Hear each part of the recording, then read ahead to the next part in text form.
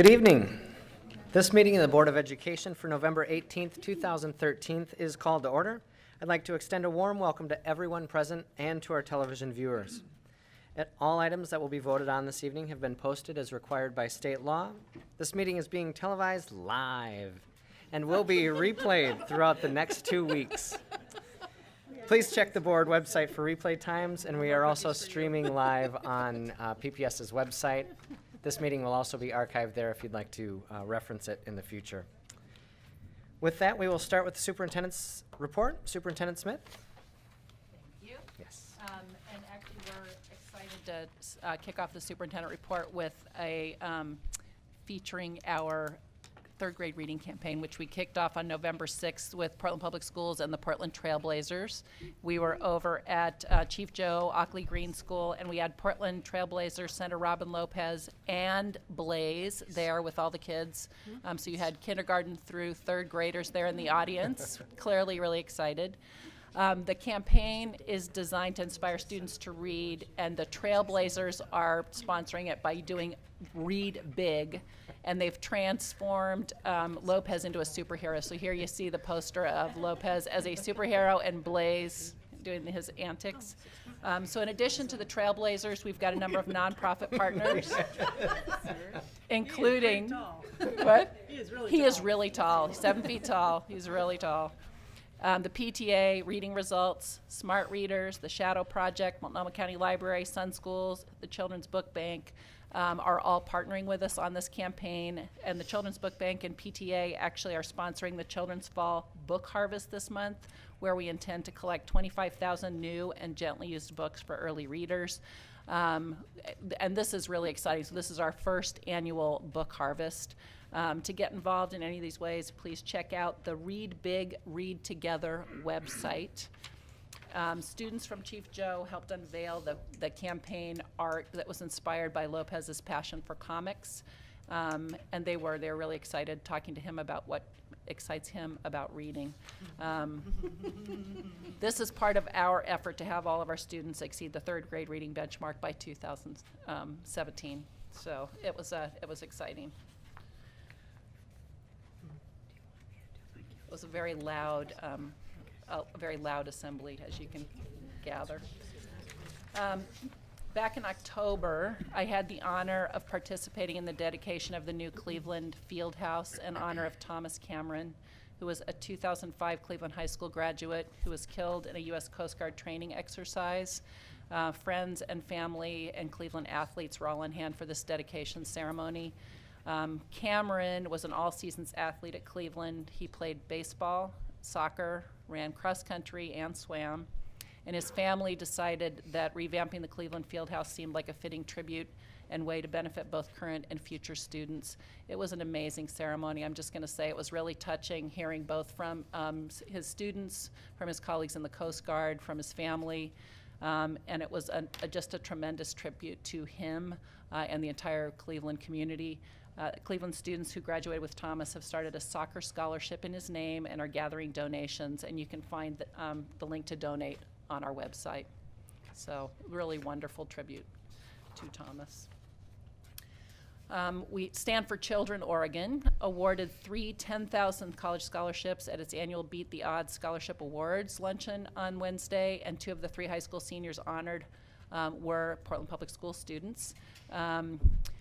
Part of this scholarship is really about students who beat the odds, so who have overcome tremendous obstacles and made tremendous accomplishment. So Franklin High School senior Brooke Thompson spoke about her grandfather, who has been her role model, Archie Thompson, who was one of the last native speakers of the Yurok tribe. She said that school has always been the place that she shines and that she's been able to shine.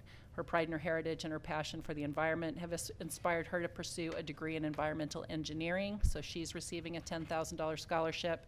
And then Roosevelt High School senior Isaiah Eddington spoke about how frequently his family moved, and he eventually found stability by moving in with his grandparents. He works hard to be a role model for his younger half-brother and middle school student that he mentors, and community involvement and music keep him focused on academics. and he plans to study computer science or game design. So this is a huge banquet that honors these students. It's a really big deal, and we are really honored to have 2 of our students be featured in this. So please join me in just congratulating our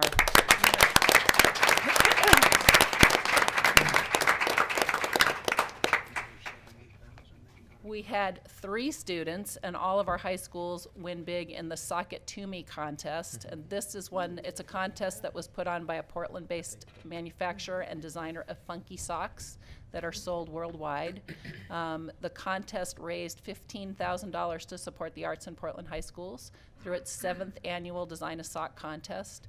Among the winners are students from Franklin and Wilson high schools and Metropolitan Learning Center. And actually specific students, Abby Malloy, Alex Burley, and Sadie Gustafson. This actually is open to all Portland residents who are encouraged to submit a unique sock design for a chance to win $1,000 in cash, 15 pairs of socks, and have the artist design produced in the Sock It To Me's next sock collection. And in addition, they then pledge an art grant for Portland high schools for each unique design submitted. The $15,000 donation will be split amongst our 10 participating high schools. At Cleveland, the grant will be used to fund the ceramics program, which has increased from 2 classes to 9 over the last year and relies solely on student donations to operate. The donation of $1,500 will help support the purchase of clay, carving tools, drills, brushes, canvases, and other necessary supplies. Other uses for the donation: we have a trip to New York City for the students of Lincoln High School, funding for the ceramics program at Roosevelt High School, and enhancement of the arts and communication career technical education program at Alliance High School. So we're really excited about the Sock It To Me's contest and just them working to further support our arts programs in Portland Public Schools. So actually, let's thank our partner here.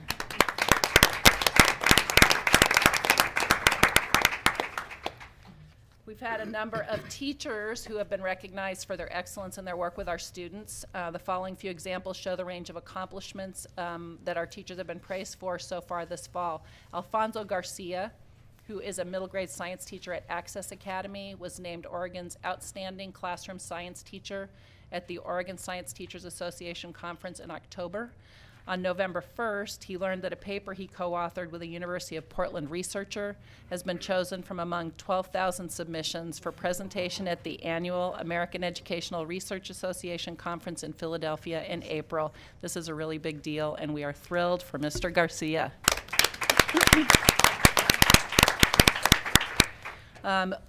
We mentioned this at the last board meeting, but I'm going to call this out again. Irvington K-8 Language Arts and Social Studies teacher Todd Stewart Reiner was presented with the Summit Learning and Teaching Award at October at the Pacific Education Group's National Summit for Courageous Conversations in St. Louis. He was recognized for transformational leadership in implementing the Courageous Conversations about Race protocol in his classroom and in his school. The award describes Stuart Reiner as passionate about his work and showing a relentless determination in this adaptive solution for racial equity and student achievement.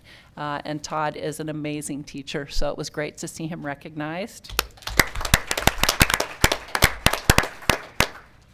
We had the United States Tennis Association, who chose Deanne Larcell, Benson tennis coach and a Laurelhurst teacher, for the USTA's No Cut Coach All-Star Team 2013. Only 12 coaches nationwide are recognized with this honor for implementing a no-cut policy and welcoming all interested students to be part of their school's tennis team. So thank you, Deanne. At Peninsula, we had Mark Hansen and Marcos Rodriguez, who capped their 3rd and 4th graders' marine biology unit by building an inflatable whale. Some 50 students, dads, moms, and teachers jumped in to help build the whale with rolls of plastic sheeting and packing tape. And this picture just had great hands-on project. So we just wanted to acknowledge the creativity of this class. So checking out a whale. KATU has been sponsoring Weather School for our K-8 elementary and middle schools. Since the second week of school, weeknight weatherman Dave Selesky has been heading to a different school to teach a Northwest weather lesson. Students are learning why the Northwest gets more rain than other parts of the country, why our coastline never freezes, and how they can come prepared for school by watching the weather in the morning before leaving home. There's Dave. He engages students by showing them how clouds form and takes time to answer questions. The big number one question so far, how many snow days is he predicting this winter? So he was at Peninsula today teaching another class. Weather School is featured on KATU's 5 p.m., 6 p.m., and 11 p.m. newscasts. And since we are engaging students in our preparation for our upcoming inclement weather, I'm going to just update all of you on how to stay tuned. We have several ways of communicating with families about inclement weather. We have automated phone calls. So the district uses a rapid broadcast system to call student homes using the primary phone number on your student's registration form. You can change this number by notifying your school secretary. We also use Facebook and Twitter. So the district posts emergency and weather-related delays and closures on our Facebook page and relays information via Twitter at no cost. You can sign up to follow at PPS Alerts for weather and emergency news and at PPS Connect for all district news. If you don't already have one, you need to set up a Twitter account. And then finally, online posting. So in the case of significant emergencies involving multiple schools and weather-related delays and closures, the district posts information on the PPS homepage. So stay tuned. Hopefully we don't have an imminent inclement weather opportunity to use those, but please stay tuned. And then finally, we wanted to share with you, since we've had a regular conversation about wellness initiatives in the district. We had a principal at Benson High School, and Benson has been recognized because we've had our two health and PE teachers at Benson really engaging that whole school in wellness activities. Their new principal, Curtis Wilson, was a special guest in a Zumba class, and we thought we'd just enliven our board meeting a little bit by sharing with you that special Zumba class.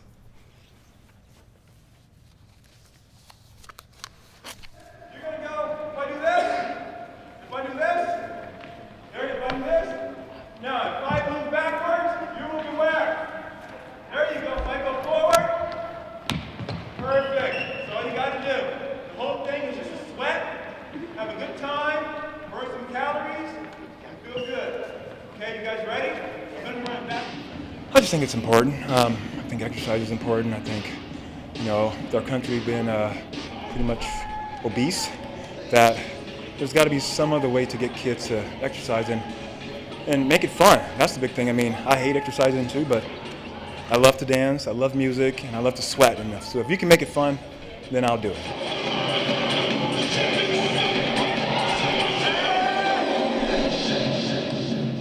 A lot of our kids are just so sedentary. So one of the things I saw when I first got here, the kids weren't pretty much doing anything. Just do something that will get you moving, right? Because of all the processed foods and sugars that they're consuming throughout the day, I think it's fun to just get them moving and just make it fun. So this, for most of the kids, it's fun.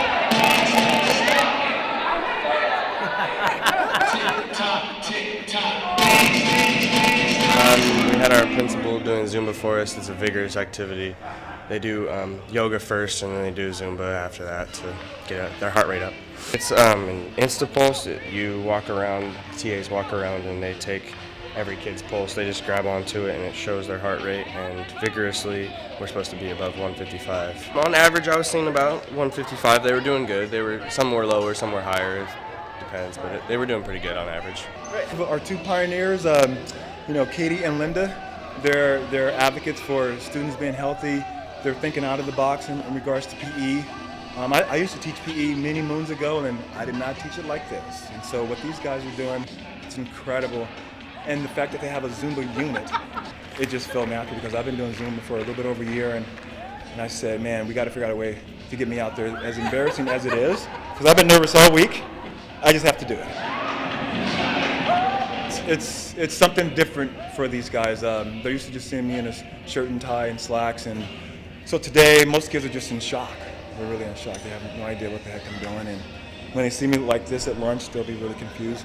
But the word will spread and kids will know that we've been having fun all day.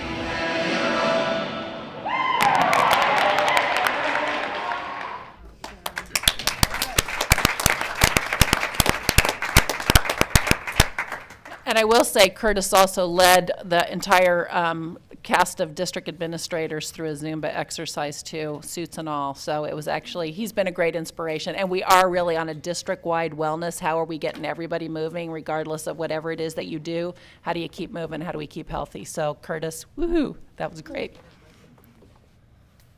Great, thank you.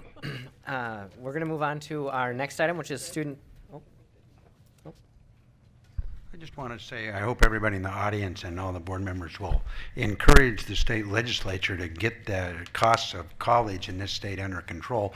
It's wonderful for Stand for Children to give out $10,000 scholarships. Now those children only need $70,000 more if they're going to the University of Oregon. I mean, we're at 6%. We used to be at tens of percent. I don't know, it's 30 or 40% supported by the state. We're at 6% at the University of Oregon, and you need $80,000 to go to college. It's absolutely absurd that we're in that situation. I hope all of us in the audience and everybody will really say, let their legislators know this next time, hey, this isn't right. Great. Thank you, Director Buell. Can I also mention Sure. something since Director Buell took the initiative too? In terms of teachers and amazing teachers, I was at the OSBA annual convention this past weekend, and they recognized the Oregon Teacher of the Year, Brett Bingham. And he is a Multnomah County Education Service Director, Department, special ed teacher, teaching life skills kids. And I have to tell you that his story was one of the most inspiring stories I've ever heard, and his commitment to kids was just absolutely incredible. I asked if it was videotaped. Unfortunately, it wasn't, but I would love for us to have him come to a board meeting and talk about his work and how he engages kids. It was just incredible. So, Thank you, Director Regan. Now we'll move on to our next item on the agenda, which is student testimony. Ms. Houston, do we have any students signed up? We do not. No. Okay.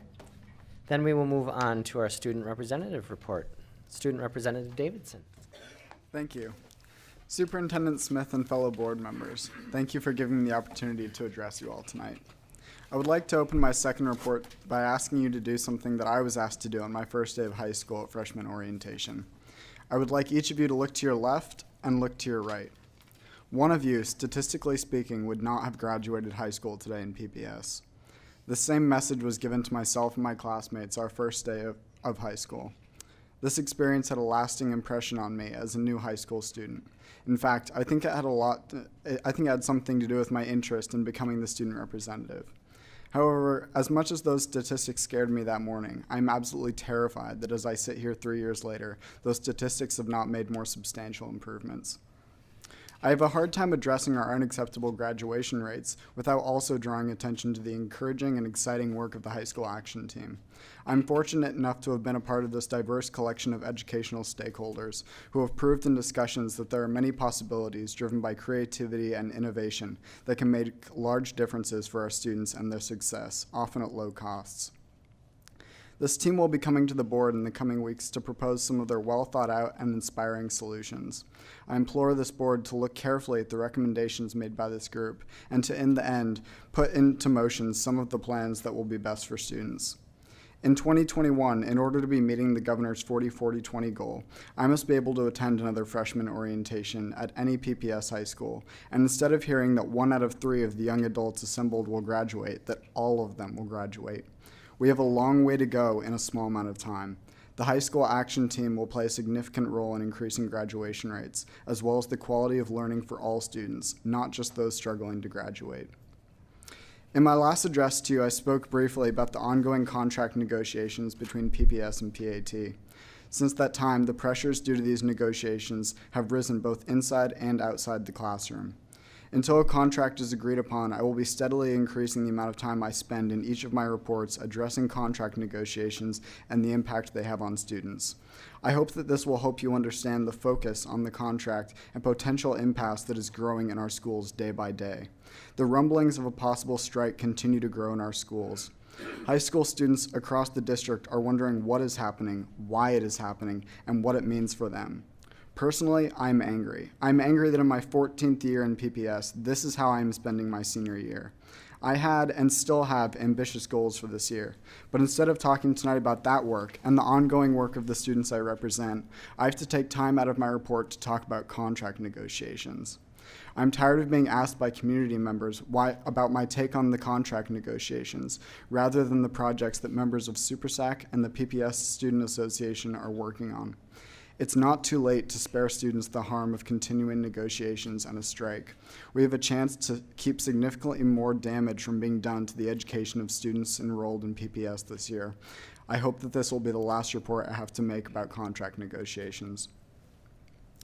The Superintendent's Student Advisory Committee will be having a dinner at the BESC with Superintendent Smith and their families in early December to convey to parents the critical role their children play in providing student voice to PPS.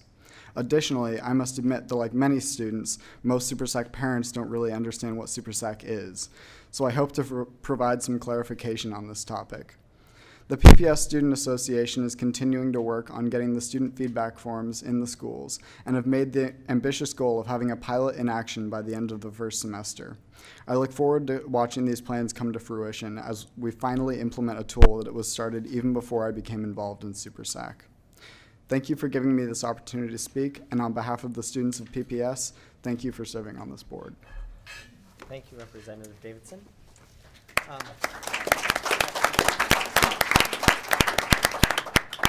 Before moving on to public comment, last meeting I mentioned that we were going to get a report from Director Knowles from the Council of Great City Schools, trip that she went on. Director Knowles. Great, thank you. October 30th to November 3rd, I attended the Council of Great City Schools conference in Albuquerque, New Mexico. The Council of Great City Schools, or some of you may recall, we held that conference here in Portland about 4 years ago.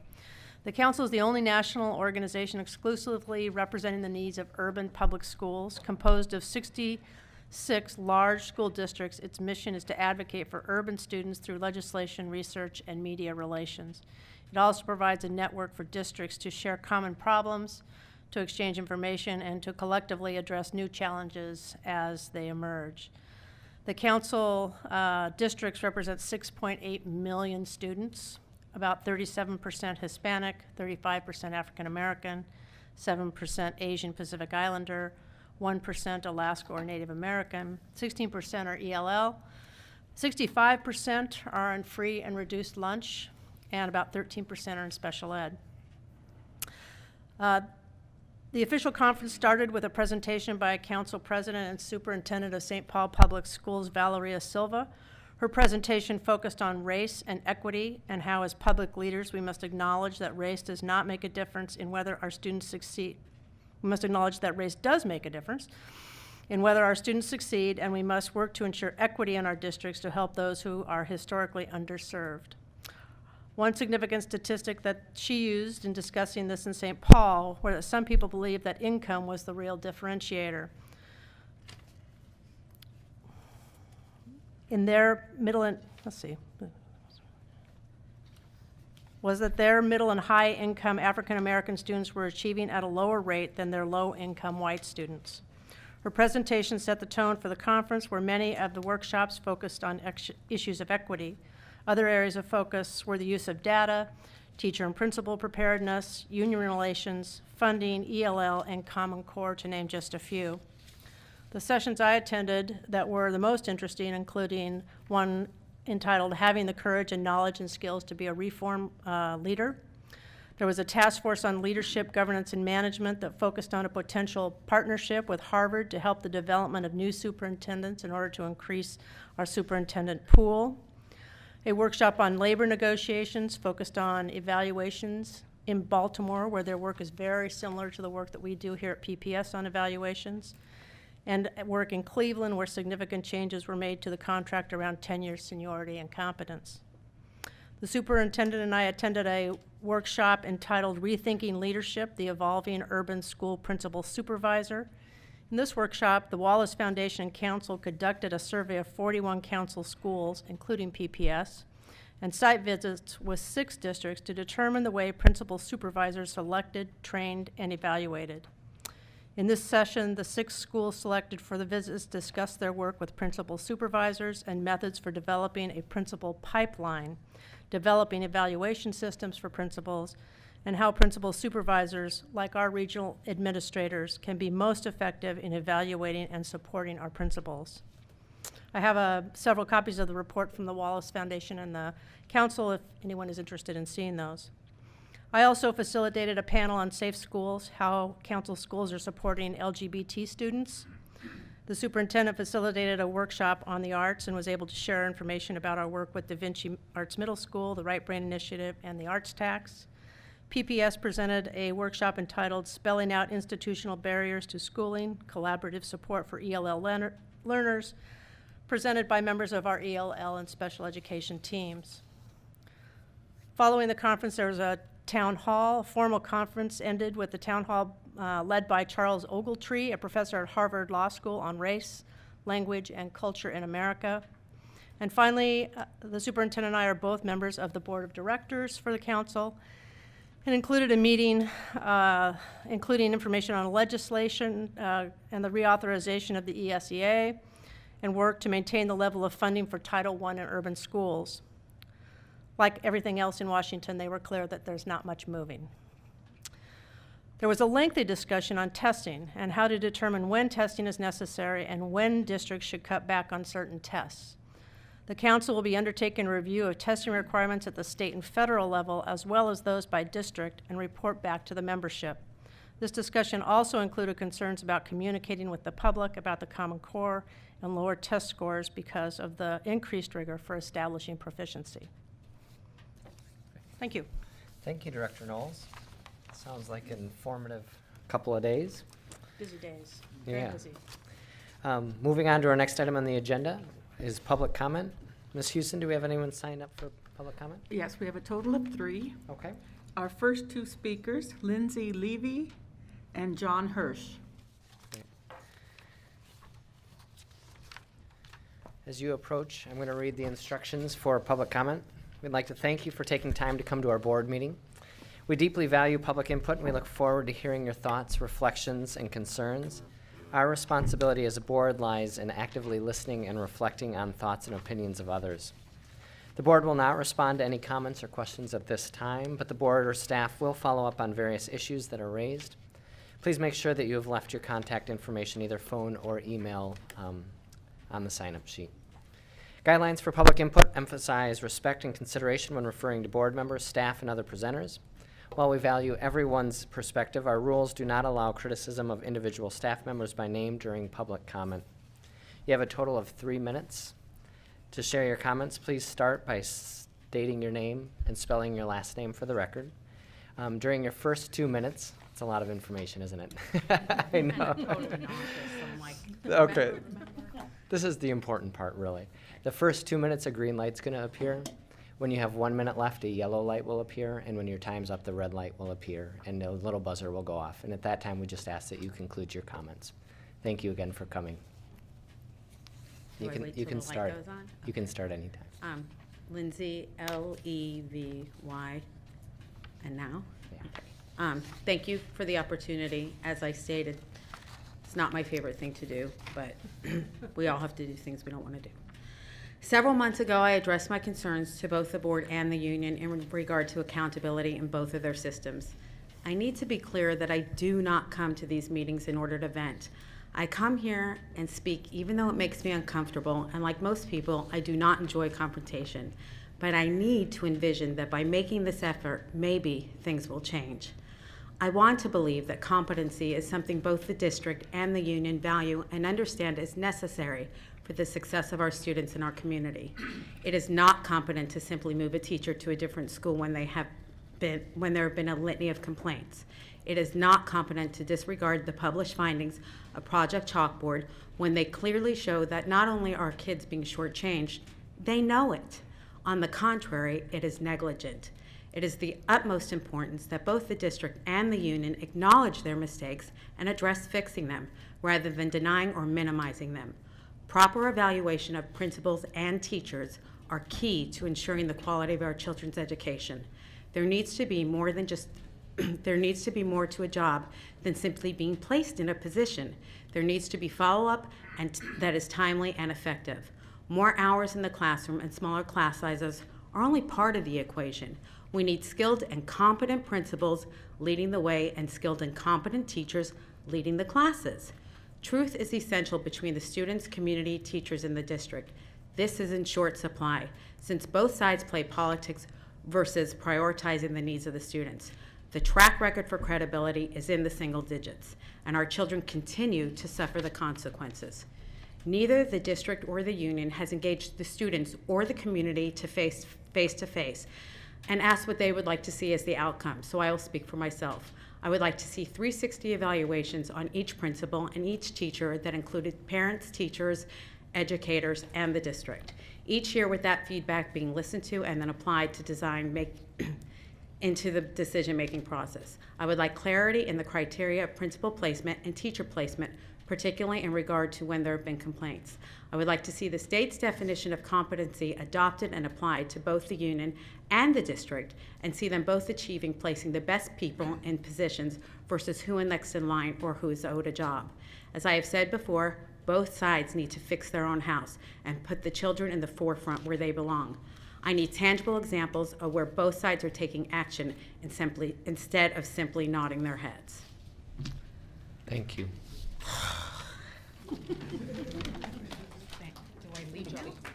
No, you can.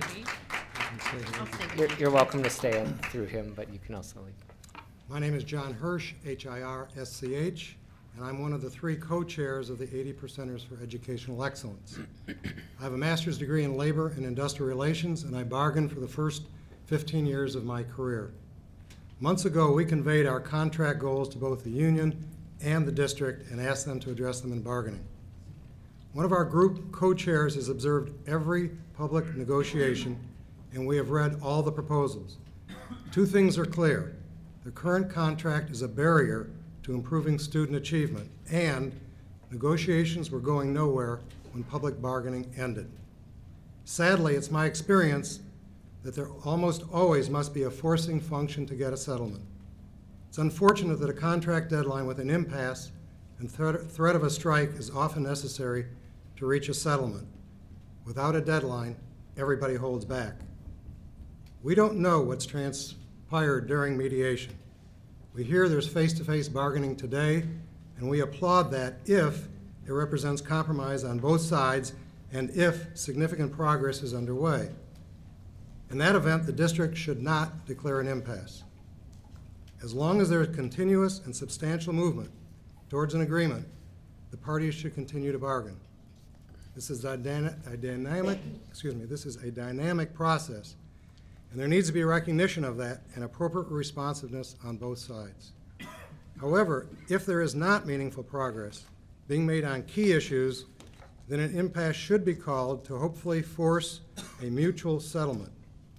If after an impasse is called and there still is no movement, it is our position that PPS should implement its solution to our 4 priorities.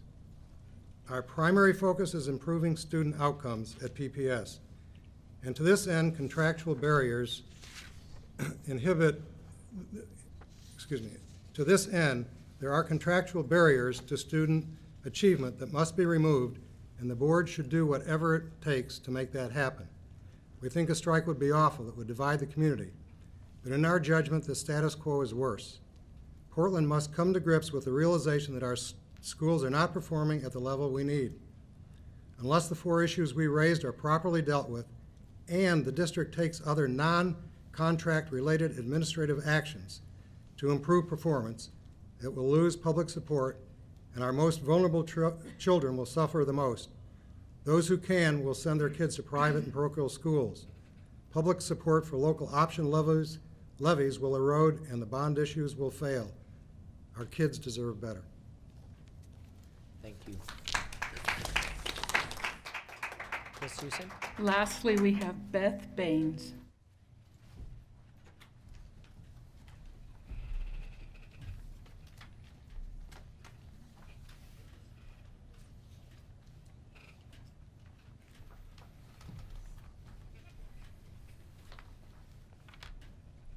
Good evening. Hello. Hello. Good evening. Anytime you're ready. Okay, I heard the rules. I know. My name is Beth Baines, B-A-Y-N-E-S. Good evening, Board and Superintendent Smith. I am Beth Baines, and I'm the Director of Health and Social Services at Multnomah ESD, which I guess that's going to be a common theme this evening is MESD, right? Because we've already heard it a couple times. I've been attending the PPS board meetings for the last several years as a partner liaison between MESD and Portland Public Schools, here to answer any questions or serve any purpose that I can.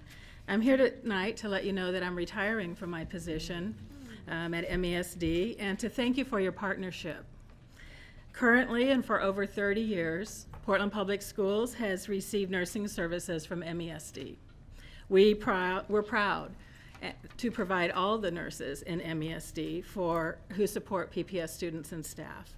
School health services, including immunization, hearing, special needs nursing, and school nursing, are menu services offered on the MESD district service plan. Health services are supported by 100% of our 8 component school districts. Because of this, we are able to have a very robust model of school nursing in Multnomah County, and it means that all students in Multnomah County Public Schools, no matter where they attend, from Riverdale to Corbett and Portland in between, receive the same level of high-quality nursing services. And so your participation makes a big difference in that, and we really thank you again for that. The link between health and education is well known, and because of your district's support of school health services, we're armed with one more tool in the quest for student achievement. Again, I'd like to take this opportunity to thank you for your partnership with MESD, also to thank you for your service as school board members and superintendent. None of those positions are easy. They are very time-consuming, and it's not for the faint of heart, and you've demonstrated that. Again, the strength of the partnership is directly related to key PPS staff, and I'd like to recognize some of them. First of all, in student services, our liaison, Tammy Jackson, and her admin, Julie McAlliard. Tammy is the person who is the kind of intermediary between the schools and between MESD, and she's always faced with the same question from principals: how can I get more nursing services? And she has to answer that question. She does so very well. The special ed department, Mary Pearson, Ed Kransky, and Robin Malone, their admin, they've worked very closely with us in the provision of nursing services to students with special health needs. The Head Start administrator, Deborah Berry.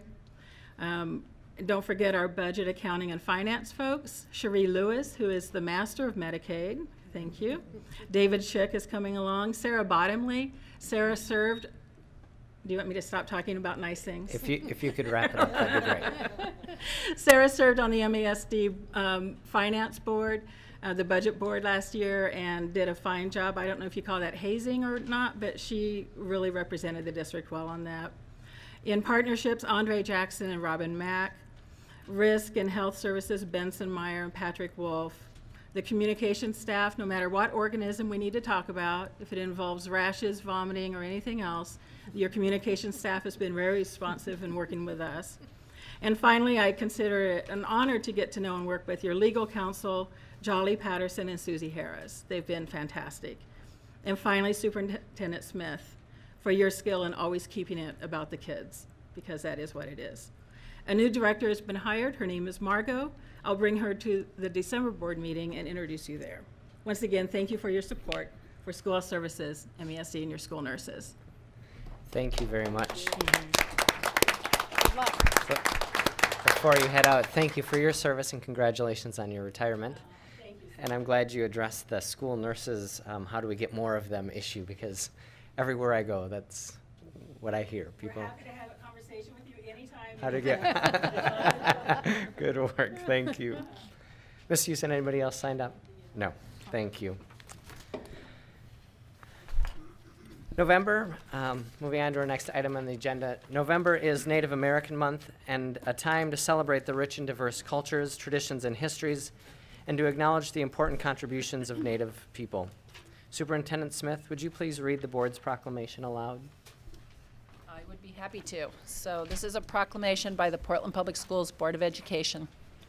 Portland Public School District recognizes the month of November as National Native American Heritage Month. We recognize the American Indian and Alaska Native members of our community and the importance of including and honoring the stories, experiences, and expertise of American Indians throughout the school year. Portland has the 9th largest American Indian and Alaska Native population in the United States. The Portland urban Native community is descended from more than 380 tribes. We acknowledge that the land on which every Portland Public School building, office, playground, and sport field is located are the traditional lands of the Multnomah, Clackamas, Chinook, and Molalla, along with other tribes.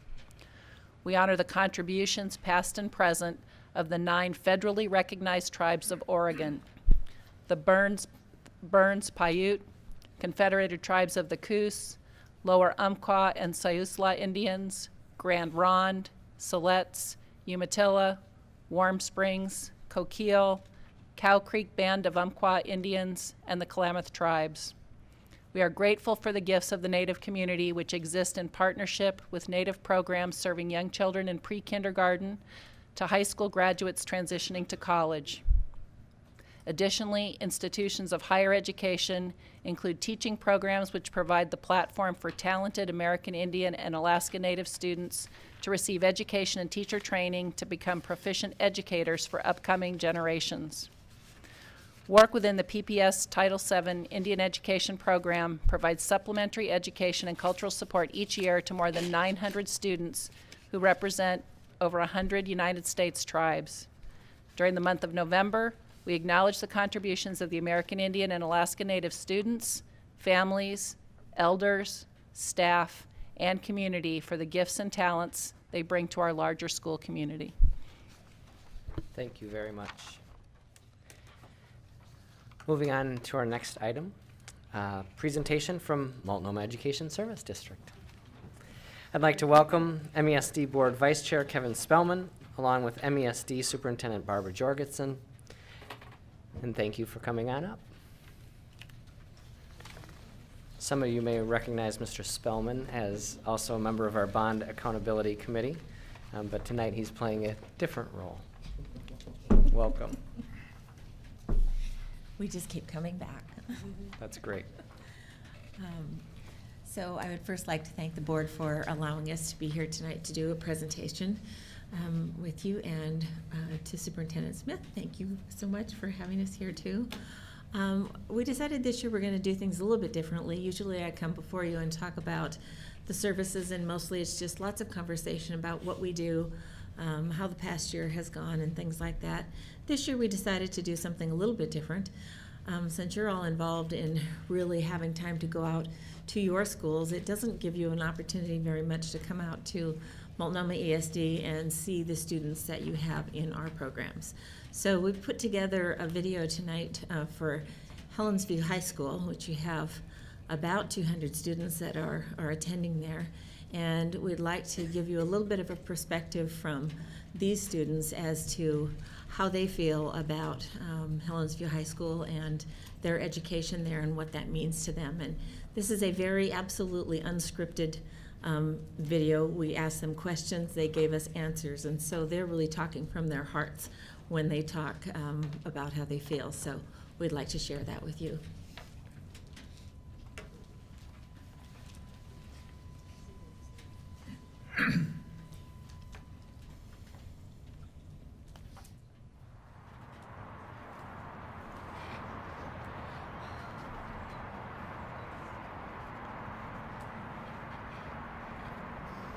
Well, we have students ages 12 through 21. We have a wide variety of students, primarily from Portland Public Schools, some from Park Rose and some from David Douglas. but basically we're designed for a student who has had difficulty or challenges within the conventional schools or even some of the other alternative schools. So we're flexible in terms of being able to meet the students' needs. So not just academically, but through any type of support that they may need. Yeah, that's how I feel when I first came here. Like, they help people a lot. Like, you know, you can go to the teacher, you can like tell them anything that you need help on, and they will help you. And you'll get caught up to like say for instance, you come here, you only have like 2 credits by the end of the trimester, or you be caught up where you can graduate like the following next year. Like, they really push you to achieve your goals and what you want to do in life. Like, they really want you to know what you're doing, to win that way after you leave here, after you leave Helensview, you'll know what your next step will be. So we have a relationship-based model. We have small class sizes. We have maybe 15 in a classroom. We also have smaller groups of up to 6 students. We also have 3 groups, 3 students in a classroom, as well as one-on-one. So we have a variety of instructional models that are going to meet the learning needs of each student, because a lot of students still can't learn in a group of 15. It may not be their best setting. So we design the model that the student needs. I'm gonna start college in September, but it's just I'm gonna miss all my teachers and my principal. I love her. She is a big help. I just love her so much. She helps the school, and she cares about her students. And it's one thing about our principal, she's there every single day. You'll see her, she'll interact with you. She'll say hi, how you're doing. She'll be at our lunch. She'll eat with us. She'll talk to us. She'll come in our classroom and sit in our classroom, just just to be there. What a principal should do. And it's with other schools that I've been to, I never really saw my principal at my other schools. So it's just she really cares about her students. We're her kids, so that she's our mom. So yeah. So I came to Helensview because I got out of the parenting program, and they had a school there, and I needed to continue so I could get my diploma, because I was already set back because I had my daughter. And so I came to Helensview because they were one of the few schools, they were the only school really that accepted me. I didn't think I was going to graduate, and I didn't feel like I could do the GED, and having a daughter, I was kind of scared. And I came to Helensview, and they sat down and said, look, this is where your credits are, this is where we can put you. And I've been here, this is my 2nd year, and I'm going to graduate in March. And I'm shocked. So it's honestly like a dream come true for me and my daughter. So, well, first and foremost, we get to know the student and interview the student to find out what were past barriers and challenges. Typically, those barriers and challenges around support systems that are not necessarily academic. It's around needing money. It's around transportation. It may be around clothing. It may be around homelessness. And so as we work with the student, get to know the student, we have resources that address all of those needs. One of the issues that we deal with straight on is poverty. And students, I guess what they do first and foremost is they learn about what poverty is. They learn what will be, contrary to poverty, a living wage career, and how to get from where they are now, where their families may be now, into what might be a brighter future for them. So it's all about learning about poverty, learning about intergenerational poverty, and learning how to get out of it, and what are the necessary steps that they need to self-advocate and to make choices that are going to lead them to a living wage career.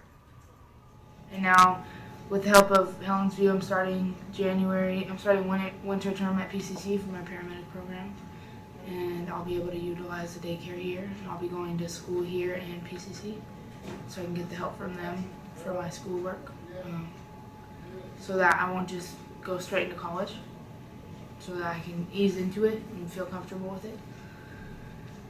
And I never thought that I'd even go to college, but now I can become what I want to become because of Helensview. And these are some of the statistics that we have at Helensview.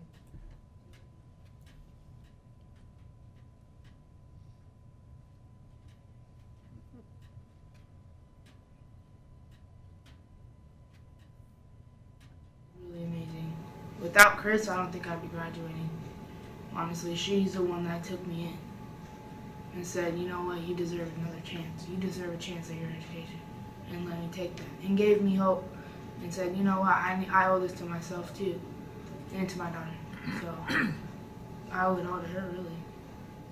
I've been a student at Helensview for about a year and a half now, and I will graduate in May of this year.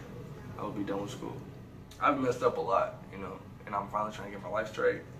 So this is the only school to give me like a second chance at, you know, doing something with my life. And so far I've been taking advantage of it. I've been getting my credits, being here on time, doing whatever I have to do so I can graduate and not be in school no more. I just kind of saw people fall off like the face of the earth, you know, at a young age. Like, you never see them again. Or I've had friends that's been killed, or I don't want to end up that way. You know, I really don't. I want to end up like doing what I want to do, which is child psychology. You know, I see like my parents struggling and see how old they are, and I kind of have like it set for me. You know, like I can go to school, I can get my education, and do what I want to do. I see them struggling because they never really graduated, or they didn't, you know, go to school. And I don't really want to be that way.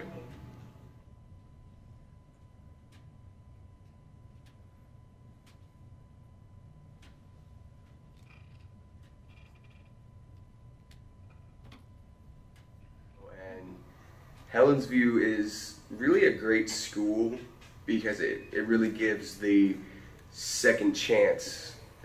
I messed up in high school pretty bad, actually, and I thought that was it for my high school time. I was just going to be a dropout and go flip burgers for the rest of my life. And then my aunt actually showed me this school, and I attended my first day, and I wasn't really sure about it at first, but as I got to work more with the staff and connect with the other students here, I realized that this is what I should have done the first time. What about Helensview works for me is it's a lot of the one-on-one. The staff actually care to see you graduate. They want to see you go across that stage and receive your diploma. So they're willing to make time in their schedule to sit down one-on-one with you, talk with you, and help you evaluate when you're going to graduate and if you're on the right track to graduate, as opposed to regular high school. Once I came here, I was like, oh, am I going to do good or not, you know? But honestly, I did so good. Like, the first year I was here, I earned, double the credit I earned in North Clackamas. And ever since then, I moved here with my family so I can stay in this school. So ever since then, I've been going here, and I love it here hard.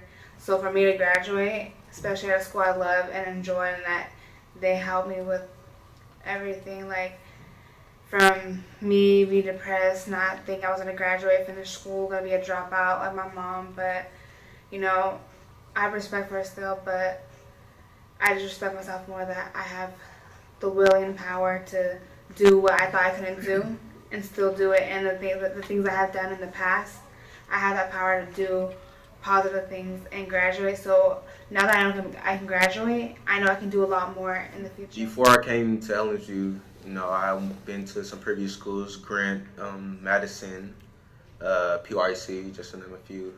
And just from Grant, from my freshman year at Grant, it just didn't, I got into some legal troubles, and I learned from my mistakes by now. But I decided to come to Helensview for my senior year, so I'm a senior, and from here I've been doing good. Attendance very well, grades, making sure I get my credit law signed, and I like it here. People, that make me feel at home.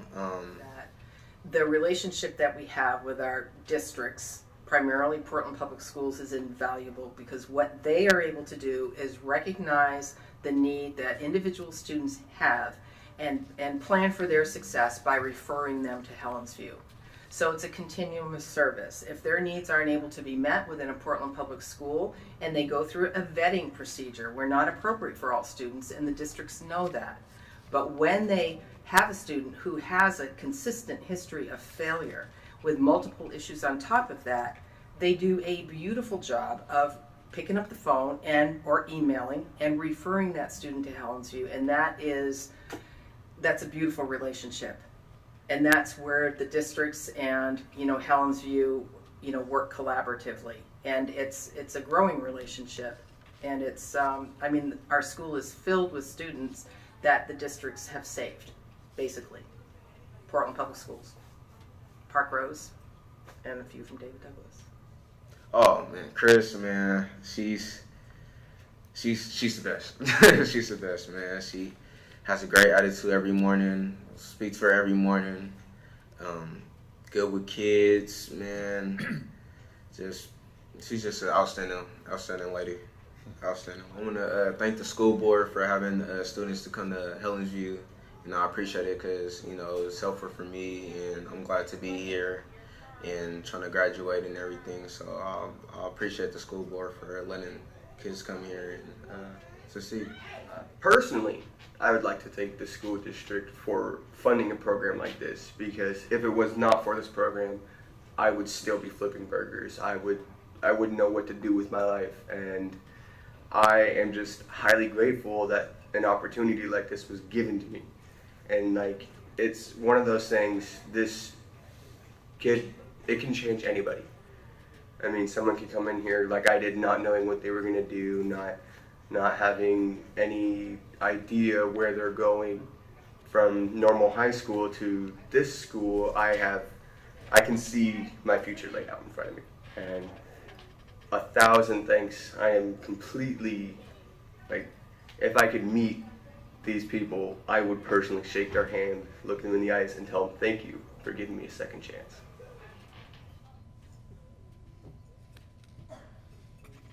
So I think that gives you a little bit of perspective about how attitudes of these kids have really changed in going to Helens View, and where graduation wasn't even a thought before, graduation is now a possibility for them, and they're very serious about education there. They push these kids really hard. They have a long road and a lot of credits to make up when they're there, and it is somewhat of an endless struggle sometimes, but they don't give up. They stay and they graduate and they go on either to college or career kinds of settings. And so I want to thank you for the support too for Helens View High School. It's a tremendous place. If you'd ever like to visit anytime, let me know. I know your schedule is very busy, but it's very unique. Chris is a very unique person herself. She's been in the building for about 20 years now, and not willing to retire at this point. So she's going to hang on as long, I think, as if there's kids that are going to come, Chris is going to be there. So at this point, I'd like to turn it over to Calvin Spellman, and he can talk with you about more specific programs that you guys purchase from us.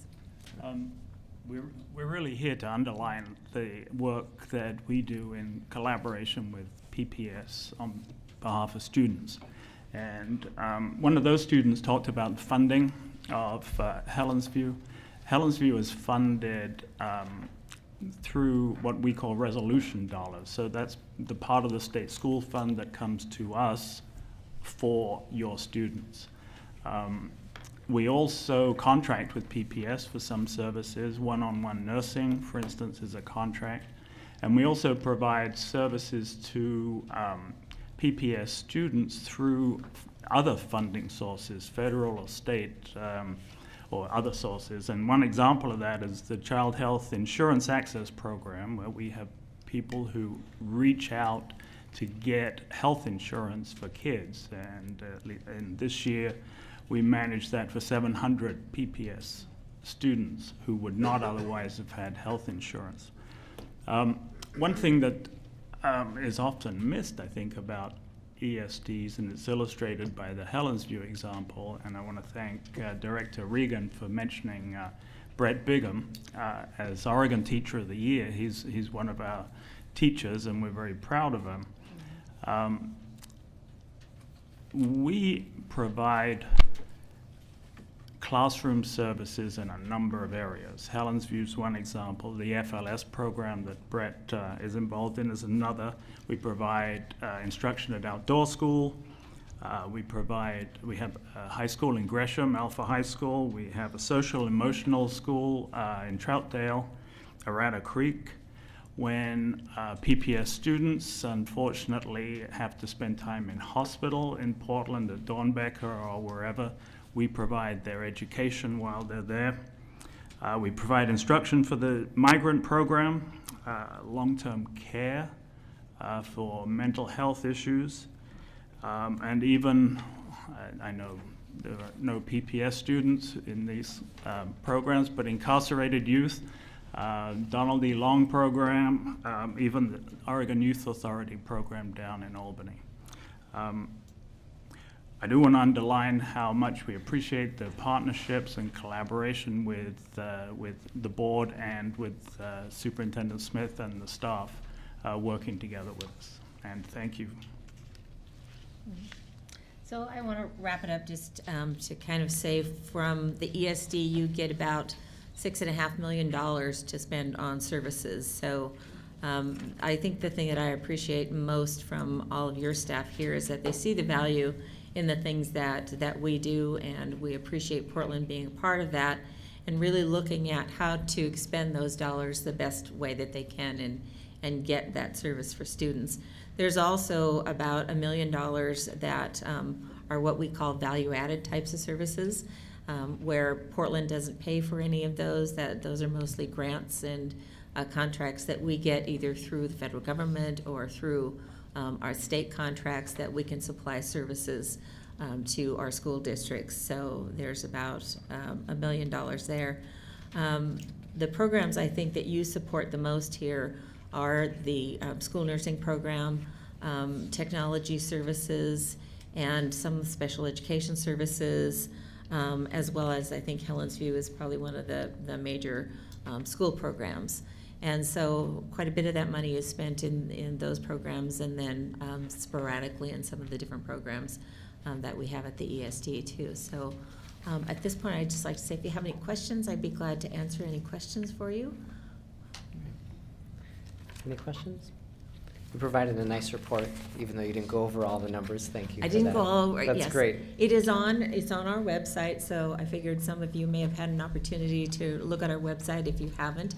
The whole report is there. It's also up on the transparency website at the state level too.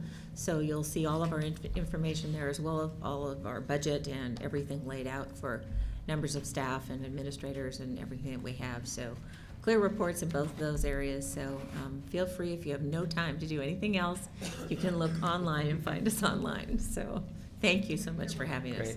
Great. Yeah, Director Atkins. The video was just wonderful, and just to bring student voice that way was just really, really appreciated, and thank you very much for that. You're welcome. Yeah, I think that it's nice for me to hear from the kids how much they appreciate these programs, and I think it's a different voice for you to hear instead of just hearing from us every year. So hope you enjoyed that.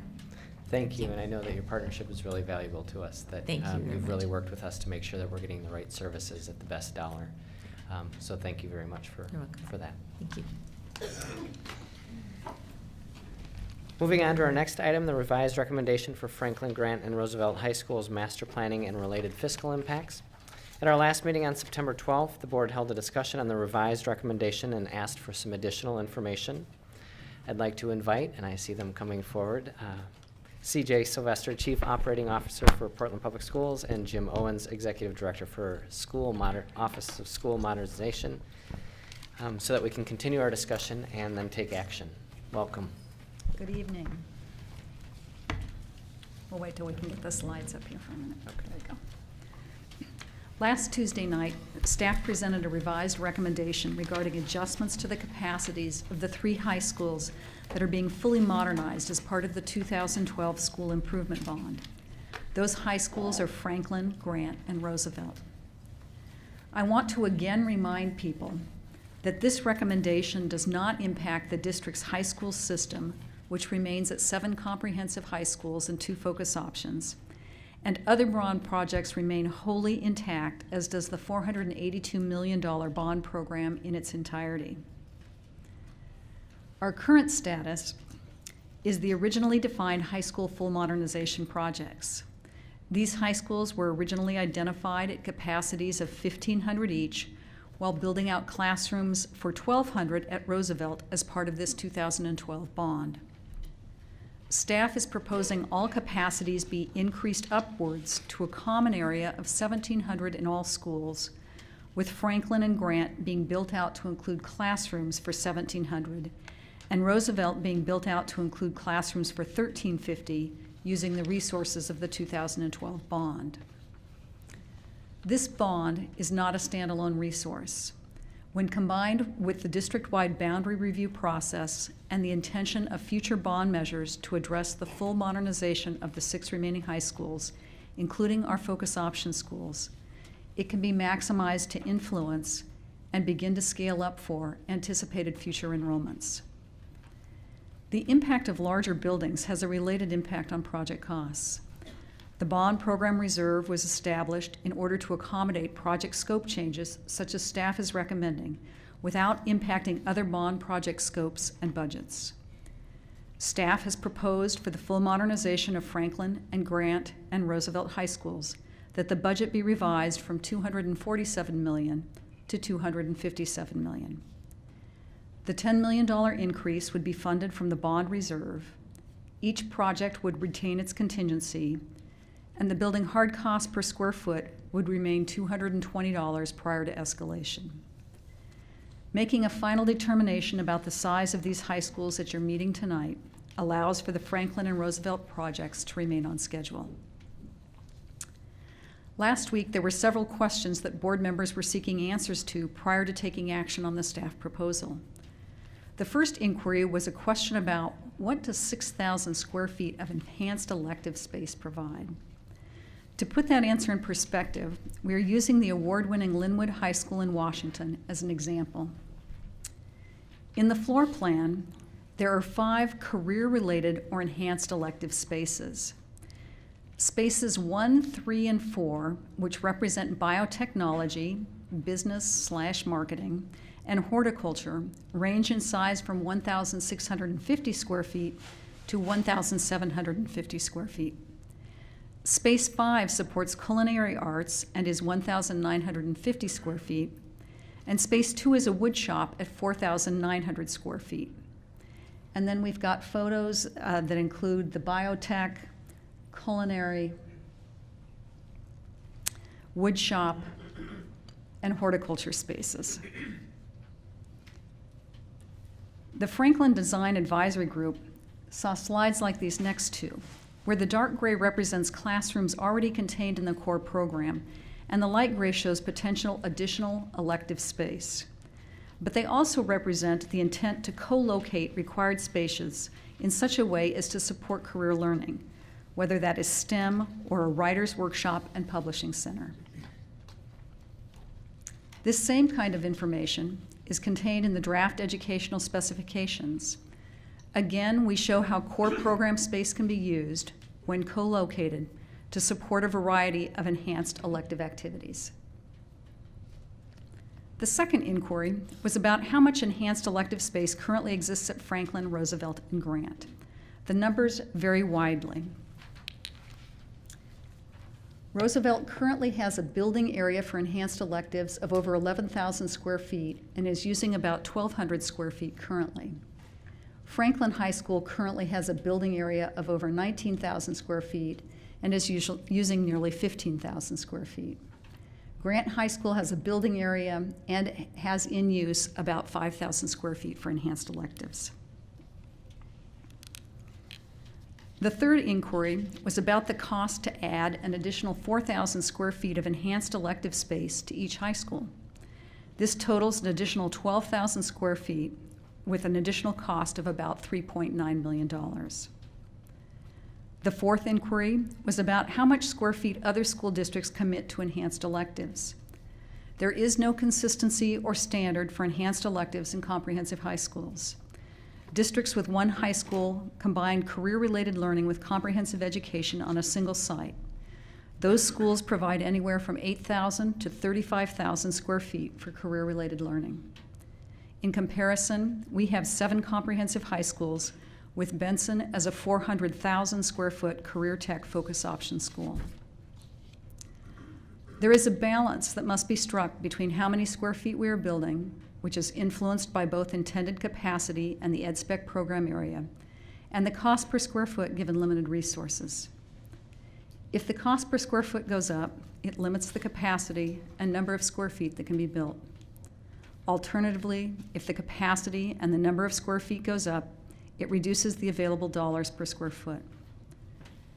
The work that staff has done to balance the number of square feet required to provide the comprehensive high school program with capacities and the available resources is an important aspect of staff's recommendation. We're certainly available to answer any questions you may have. Before we move on to the questions, let's bring the motion to the floor so we can have a discussion and have questions about it. Do I have a motion and a second? Because we'll now consider Resolution 4840, authorizing Franklin Grant and Roosevelt High School full modernization building capacities as part of the 2012 Capital Bond Program and acknowledging related impact on bond program reserve. Do I have a motion and a second? So moved. Second. Director Morton moves and Director Knowles seconds the motion to adopt Resolution 4840. Ms. Houston, is there any public comment on Resolution 4840? Yes, we have a total of 8. 8. Our first 2 speakers, Herman Green and Joe Perky. Great. The same instructions for public comment apply. You'll have 3 minutes, with 2 minutes for the green light, 1 minute for the yellow light, and the red light we ask you to stop. Thought I saw a lot of Rough Riders in the audience. I'm gonna go first because I'm just go red, and then you can make it make sense. I'll just get started whenever. Go ahead. Fabulous. My name is Herman Green, last name spelled Greene. No relation to AC Green or any of the other Greens in Portland. I'm a parent in the Roosevelt community. I'm a community member. I'm also a faith-based leader. I volunteer at Roosevelt roughly probably 30 hours a week. I'm still trying to get on the clock, but Miss Connie, our secretary up there, won't allow me to do that. So I'll just keep pressing on. I came here tonight because I wanted to talk about the build out of Roosevelt High School. We talked about a lot in the last meeting about educational equality and that we want to push that and this is what we're going for. And although that sounds real good on a brochure and it sounds real good to say, I really don't see that happening as it pertains to Roosevelt High School. I'm looking at the numbers and we're talking about we want to build out Grant and Franklin to 1,500 and 1,700 and Roosevelt, little old Roosevelt, we'll let them be 1,200 and let's bump them up to 1,350 because, you know, they complain about it a little bit. When the fact of the matter is we have a lot more of our kids who are going to other schools in other areas because we can't offer the programming that they need. The reason that we can't offer the programming that they need is because we don't have the staff to support those programs. But we can't get the staff because we don't have the students to justify having that many staff in the room. So by making our schools small and saying, let's just keep it at 1,200 and let's specialize it and make it focused and it's gonna do these beautiful things, then we're essentially saying 100 years from now, all we wanna do is be this little community that, you know, just focuses on these little things. And that hasn't worked out so well for the schools that have tried that in the past. And so what I would like us to consider that if we truly say that equity does not mean equal, and understanding that equity doesn't mean that equal parts for all across the board, then let's really take into consideration that Grant and Franklin, they've already got communities that believe in their school and they've already got kids that are going into it and their numbers show that. Why don't we take this extra money that we have available to us and continue to breathe life back into the Roosevelt community and build a school that our kids want to come to, that we want to send our families growing into, and establish something that creates life versus saying, oh, that's just little old Roosevelt. They don't really matter. Because by making them $1,200 or even $1,350, what you're continuing to say is that those schools over there, they matter. But Roosevelt, well, it'll never be bigger than what it is. So I urge you to really consider that if we mean that equity is not equality, some of that extra money that's going to these other schools could be coming to Roosevelt so that all of our schools are playing from a fair and level playing field and not one versus the other. Thank you for your time.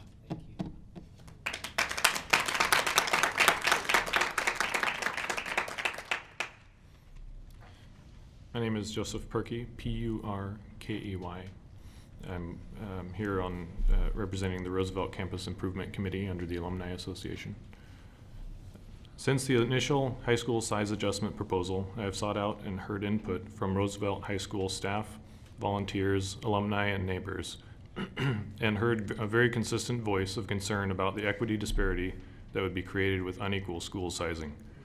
I'm very happy to see the revised high school size proposal better aligning with the established board positions based on previous community and expert engagement, such as the long-range facility plan, high school system design, and educational facility vision, among others, instead of solely on unreliable demographic data.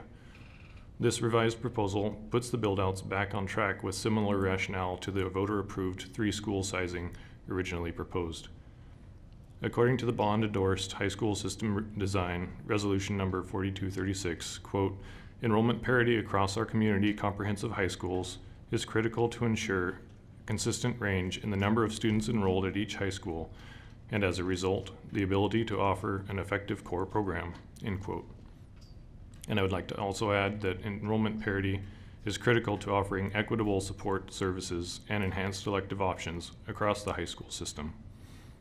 I am happy to see the new proposal is to keep the core capacity at Franklin, Grant, and Roosevelt the same, and I understand the rationale to focus this round of bond funding on short-term enrollment figures as one way to keep the building quality to the original $220 per square foot figure. I want to bring up, though, that it will be critical to finish Roosevelt's build-out to a 1,700 student classroom capacity as part of the next round of bond projects in order to keep the promise of district-wide enrollment parity. Without completing this final step, Roosevelt will be doomed to repeat recent history by losing its most active families to the larger schools with a larger selection of enhanced elective offerings. By the time the next bond comes around, the PPS district-wide boundary framework should be complete, and we should have a system in place to ensure ongoing enrollment parity across the district. A regularly scheduled boundary assessment should be carried out going forward in order to maintain program equity through size equality. I have to believe that not doing this is planning for some schools to fail as area demographics shift over the years and high school populations change with them. To ensure our best chance at success, we need to plan for what we can control, which is enrollment boundaries, and not size our schools for demographic predictions which we cannot trust or control. I'm glad the board took its time to more fully vet this proposal instead of the initial recommendation to vote during the same board meeting the proposal was initially presented. I look forward to seeing all future decisions based on established board resolutions created through thorough community and expert input. Thank you.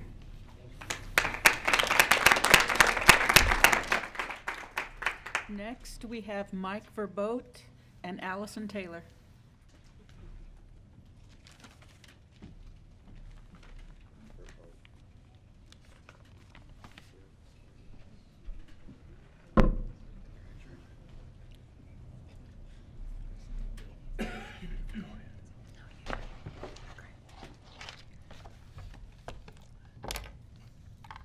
Well, I'm not going to say too much because I think my positions are pretty well known and have had opportunity many times to share and express those. But I would like to underscore and ask you to listen real carefully, which I know you will do because I've seen that and I've seen your responses to folks who have communicated with you.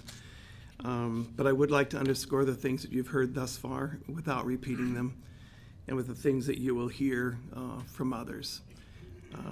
I don't think it's necessary to repeat things that you have heard and that you will heard and that you've already heard from me. But it is important to me to share one thing with you that in recent memory, as far as my mind can go back, if you look at the bond, this last bond, you know, the great pleasure of recognizing that our community voted yes on this bond, and it's the first time that's ever happened in my understanding of our area, and did so pretty strongly, pretty overwhelmingly.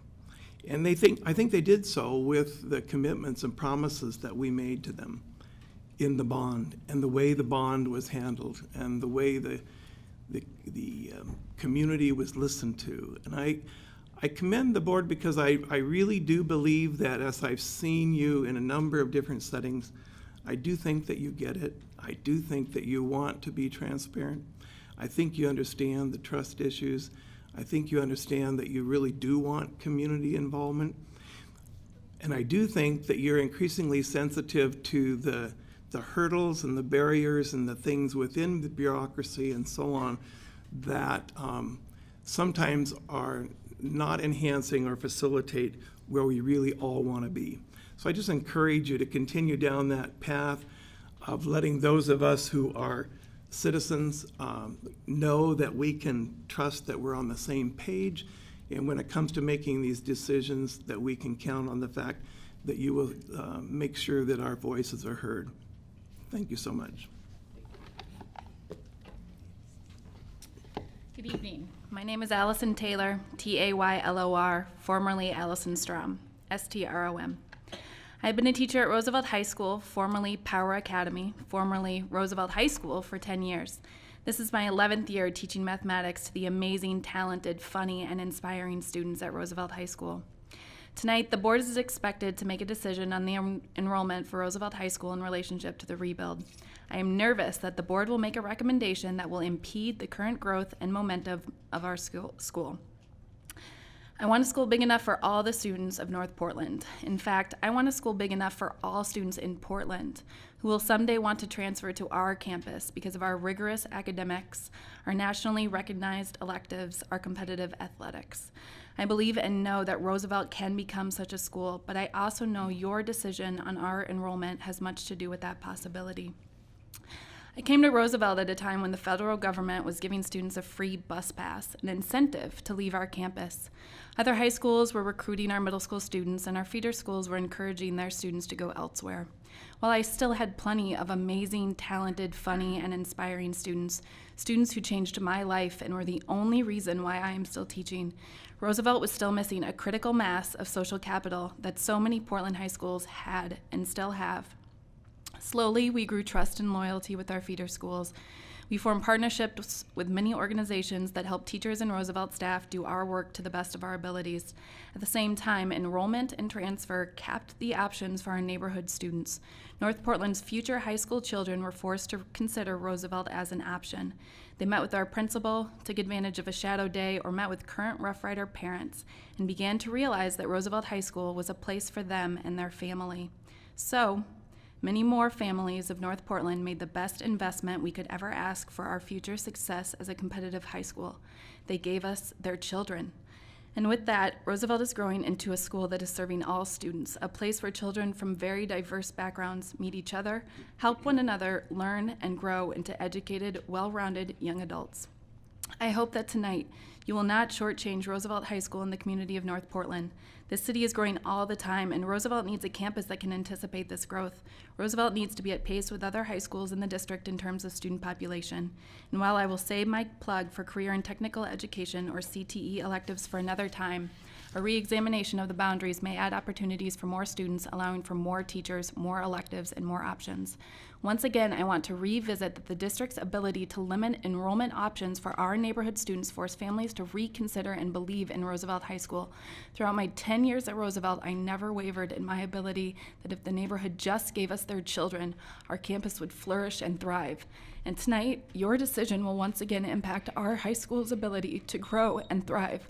Roosevelt will always have the amazing, talented, funny, and inspiring students, teachers, and staff that have become my home for 10 plus years. However, what we can achieve and offer as a campus and will continue to have a lot to do with your policies of this board and the decisions at the district office. Thank you.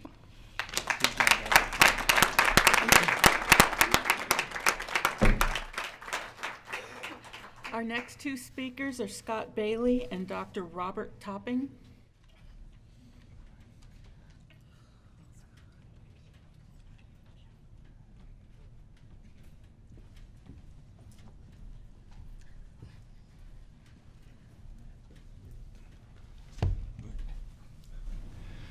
Hi, I'm Scott Bailey, B-A-I-L-E-Y, here representing our Portland Our Schools.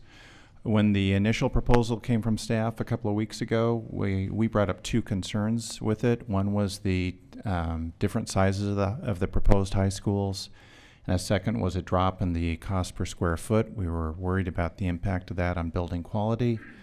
Both of these concerns have been taken care of in this proposal. Clearly, staff listened and made adjustments, and we're happy campers. So we're here in support of the proposal. And just secondly, I've attended the design workshops for all three schools in the last couple of weeks. I would say at Roosevelt, there's still more work to be done to connect with the community. There was better attendance and really a better structured workshop at Franklin. A lot of input there from folks, and it was structured in a way to get more hands-on input. And the Fabian workshop was a real delight. A lot of hands-on activity there, and a real fun to have softball players from Fabian along with, or from Concordia along with Fabian parents and staff from both institutions there. So a really nice mix. Thanks. Name's Robert Topping, Topping. I was a long-time resident of North Portland, graduate of Jefferson High School in 1968, and chair of the Jefferson Cluster in the last bond measure in the early 90s. And at that time, we were dealing with issues regarding what was going to happen in North Portland. And we sat at a board meeting with other distinguished folks, and we talked about declining enrollments at Kenton High School and other areas and so on. And many of those decisions led to closing of schools, changing programs at other schools to attract different populations and such. And what ended up happening is the actual population has grown. I used to be a resident of Portland, but I've moved to Tigard, and I sold my home in North Portland to a family, a young family of 2 professionals, 2 children, soon to be in school age. And the block that I lived on, 14 homes, 8 of those homes now have new families in them, all with children. And talking with them, they're not sure where they're going to go to school. They don't like, the reason they moved to North Portland is because of the transportation, the sense of community, the things that are available to them.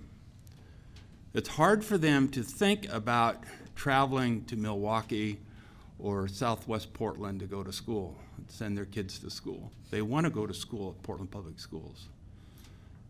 So the value add to them is, what are you going to do to attract them? What is it that you're going to do uniquely different to tell those citizens that there is value in their children going to your school? Now, what are we looking at in the future? I work for 50 utility companies throughout a 5-state region. Each one of those companies currently right now is looking at replacing their entire workforce in the next 6 to 7 years. We're talking close to 200,000 workers. They're looking for talented young people, not so much college educated or certificate and degreed people, but talent based on competencies and proficiencies where they can add value in the workplace. And in doing that, they want to be able to attract that talent to their industries. And they see sponsorships of schools like Roosevelt as probably one of the key strategies that they would like to do in order to attract that talent. So when the industry goes into high schools and starts working with high schools to attract talent, then people are going to be attracted to that high school. So I think you got to look at Roosevelt as being a real magnet for competency-based learning. As I spoke with the design team, and what they've talked about is the proficiencies that they want to create within those schools will add value to industry and attract talent to those industry clusters.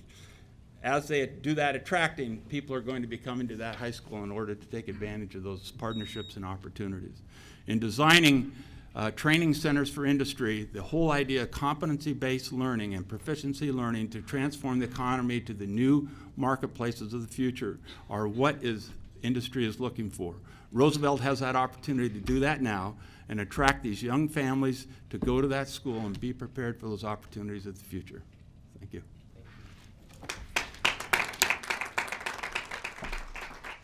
Our last 2 speakers, Babs Adamski and Roger Kirchner.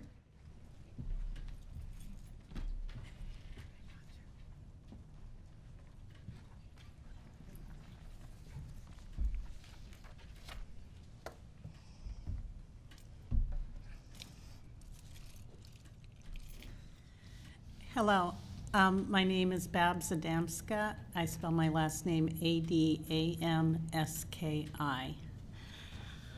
I'm going to read a letter that's from Emily Sachs Webb with the St. John's Neighborhood Association. I'm on that board, and I'm cheating on them tonight by coming to this meeting instead of going to that board meeting.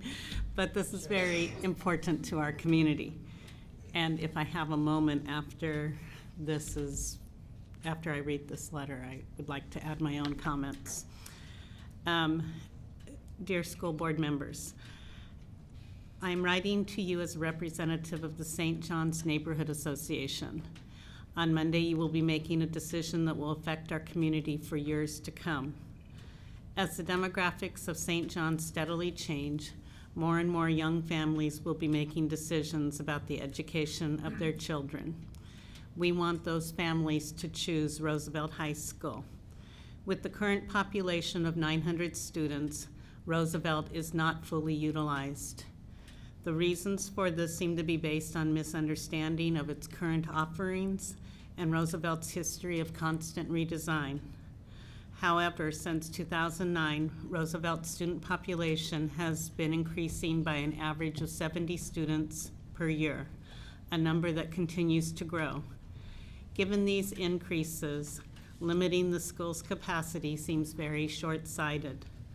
With the shifts in our community owing to outside influences, available real estate for families, the enforcement of the enrollment and transfer policy, and the boundary review, we expect the enrollment numbers at Roosevelt to continue to increase. Roosevelt's redesign project is slated for completion in 2017. With this anticipated growth, it will be reasonable to expect a student population numbering close to 1,350 by the project's completion. Additionally, the geographic location of Roosevelt High School, high on the peninsula, makes it the obvious choice to be our neighborhood high school. Given the distance from Grant, Jefferson, and Benson High Schools, a commute off the peninsula would be time-consuming, costly, and unsustainable. As a matter of equity, North Portland families should be able to send their children to nearby schools that offer a full curriculum, including CTE programs, upper-level math courses, science, and languages. Should you not find it in your collective efforts to place RHS's capacity at 1,700, we urge you to embed a fail-safe and ironclad policy for additional expansion. To neglect to do so would be undermining the efforts that this community makes in support of Roosevelt's rise. Thank you for your support.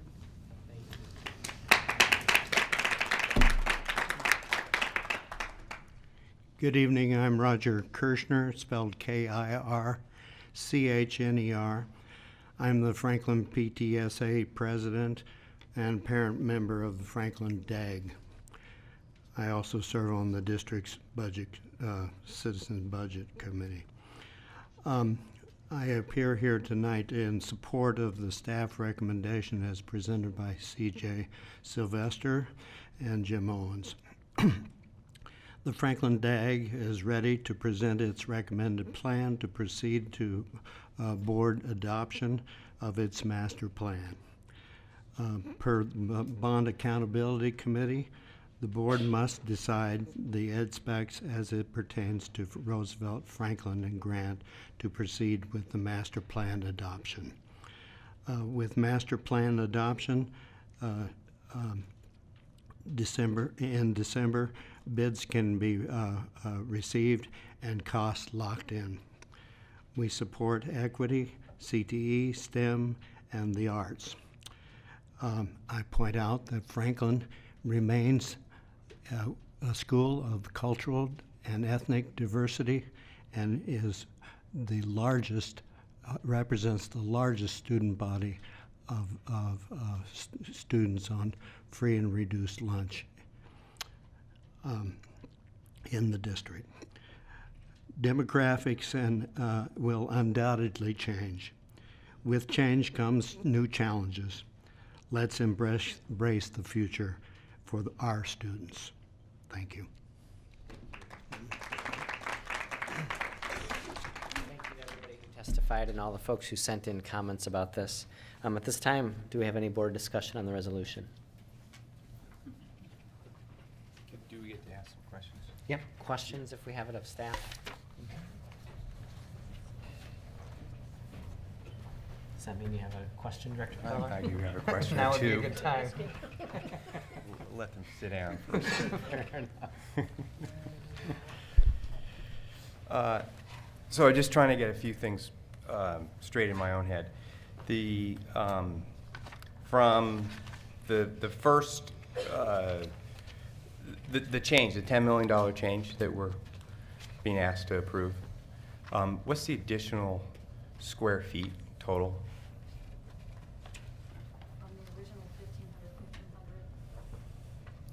Let me see if I have that number in front of me here. If you don't mind me doing some quick math.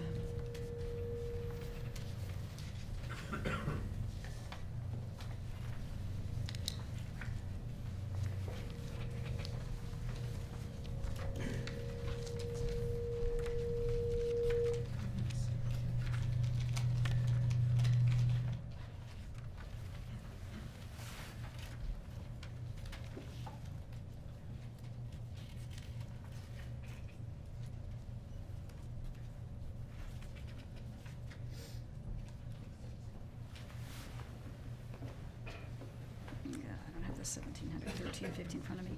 I don't have one of the numbers in front of me. Your 1,700, 1,350 number, square feet?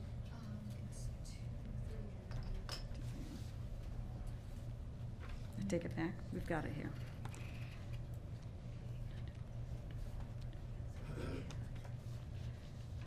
It's roughly the same square feet.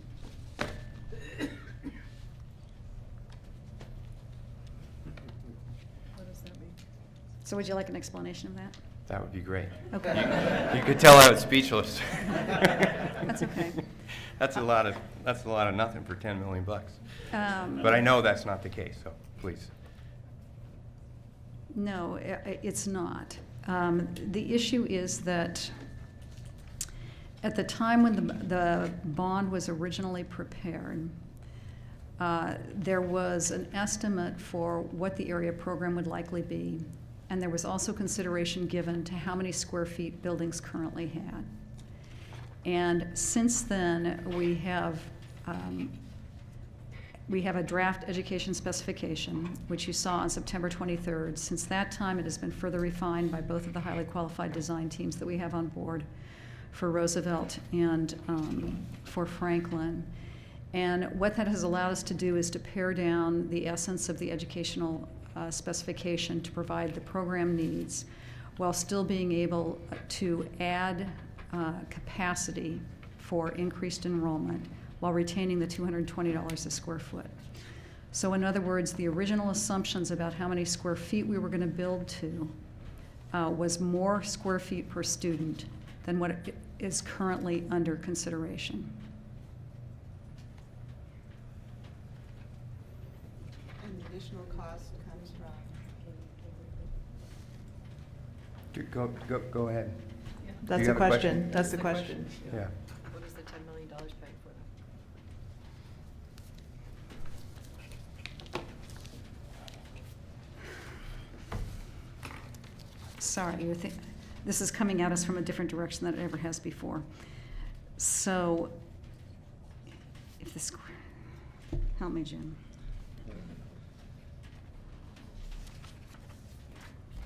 So we're using a metric that goes back to when the bond was developed in terms of looking at our hard building costs, our hard site costs, our soft costs, contingencies.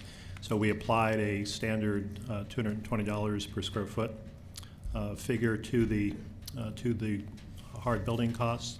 We also escalated dollars to reflect the midpoint of the construction work. So when we look at all of it combined, it increases the overall budget. Essentially, the additional size is would be drawn from the component in the program reserve.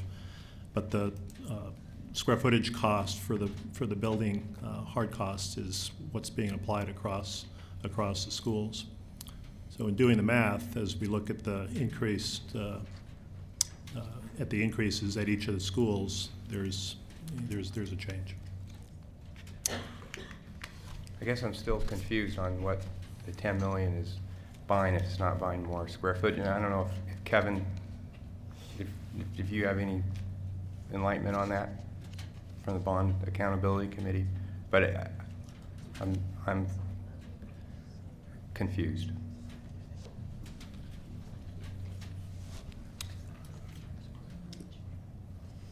And perhaps if I'd had this question before right now at 7:40 p.m., I'd have time to think it through for you and walk through it. Sorry for that. I'm literally going to have to sit and figure out the numbers in order to answer what sounds like a very simple question here in the public setting, but in fact is highly complex.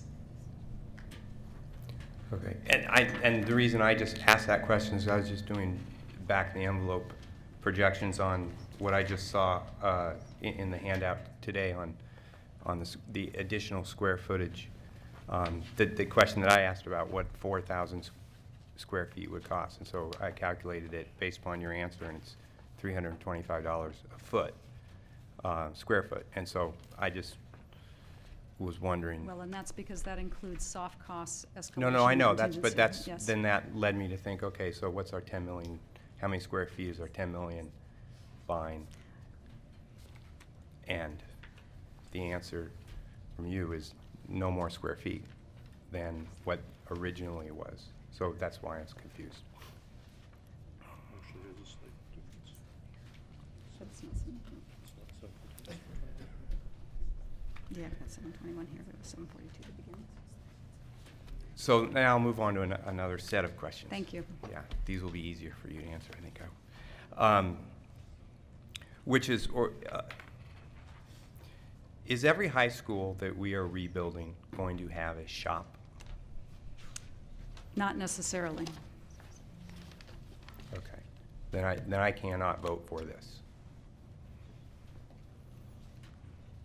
Because I don't know how we build new high schools and you know, as an example from last board meeting, listening to how Benson teaches math is the way every high school should be teaching math. You can't do that without a shop.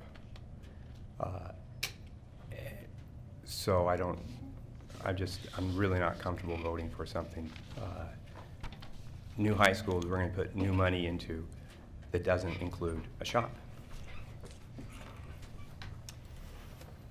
So I wanted to also ask about the career technical education. So, Jim, you gave us a memo called Bond Program Status. And if you look at the Excel, do you have that in front of you? Right. Because you have an Excel spreadsheet in there, and I wanted to ask you some questions because I'm confused about the cost too. Is that dated October 31st? It is dated, it says November 18th on it. I don't know if it was, no, it says November. So it looks like this. I don't have it in front of me, but. Do you have it? Carol? Great. It was on the back of the colored, Oh, okay. the very end of the colored. Okay, that was actually in the next presentation. Okay, so, well, it's relevant here because I'm trying to also figure out how we get shop space or more CTE in our high schools. And I don't know when else we have this discussion or we have a vote on it if we don't do it now, so it feels relevant. So if you look at this spreadsheet, it's dated November 2013. Project name, the first three lines are Franklin High School, Grant High School, Roosevelt High School. It talks about the original budget, and then it talks about the forecasted over or under budget. And here's where I have some confusion. So my assumption is the original budget's the original budget. The forecasted over or under, I presumed, would end up being over by that $10 million figure that we're all talking about. But instead, it looks like Franklin, we anticipate, is going to come in $4 million under. Grant is going to come in $11,500,000 under. And Roosevelt is going to come in $3,800,000 under. So my first question is, does this include the additional $10 million? It doesn't. Okay. And so when I add those up, it looks like those come to about 19 million under. And so if you add in the 10 million, we're still forecasting for these 3 high schools that will be about 9 million under budget. So I guess I have the same question as Mr. Kohler. Why wouldn't we take the opportunity to add in career technical education space when we have the opportunity to? So in terms of how we are forecasting the projects, we have embedded in each project a 15% contingency. Mhm. And because we haven't begun the work, other than initially awarding design contracts, we are forecasting that we're not consuming the contingency. That's there for that purpose. So as the project moves forward, we want the contingency present for risk issues, not for scope change issues.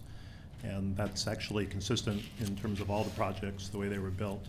We have contingency components that are brought in when the need arises on a project. So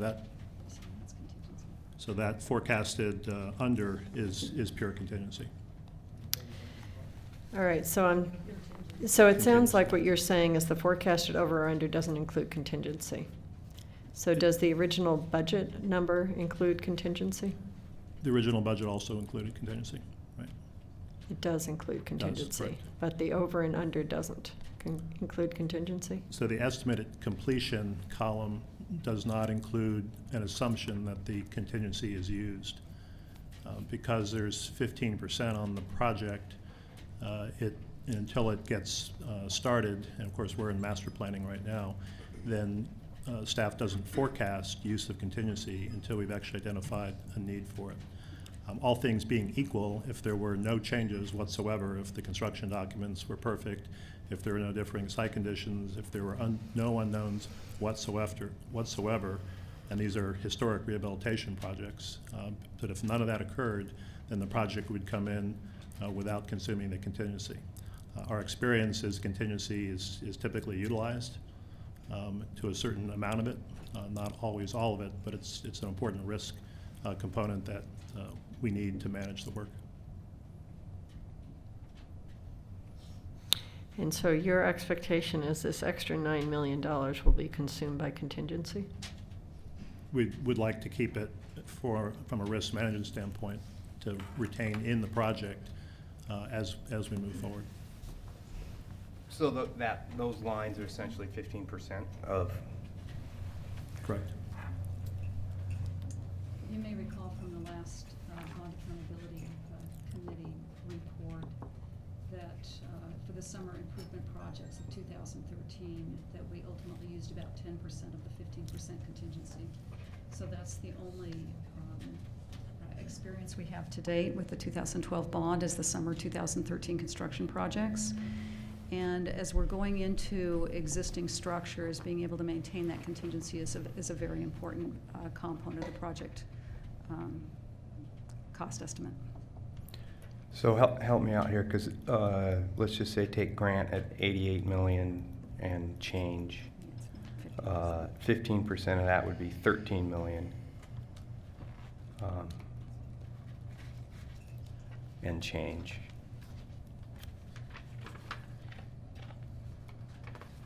And the line says 11 million and change.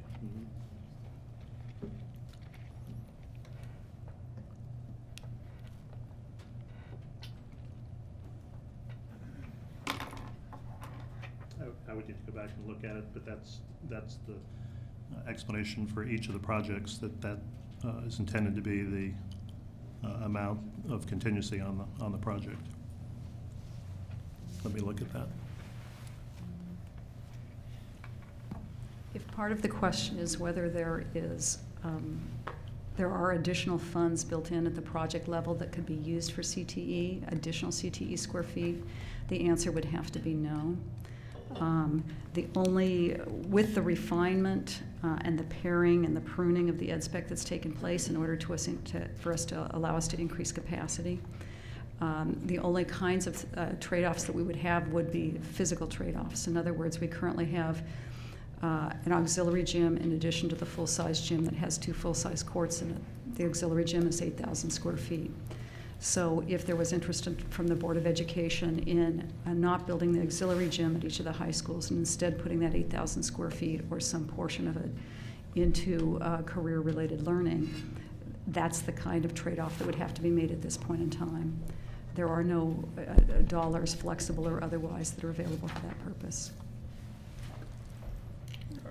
Other than the $10 million, the $20 million contingency, of which That we're the spending reserve. $10 million tonight, which we don't quite understand how many square feet, that's fine. Well, we know how many. The reserve, excuse me, correct. Bond reserve. Yeah. Maybe where I was getting confused is that I was thinking that the increase in capacity was related to the 10 million, so I think I got confused in that.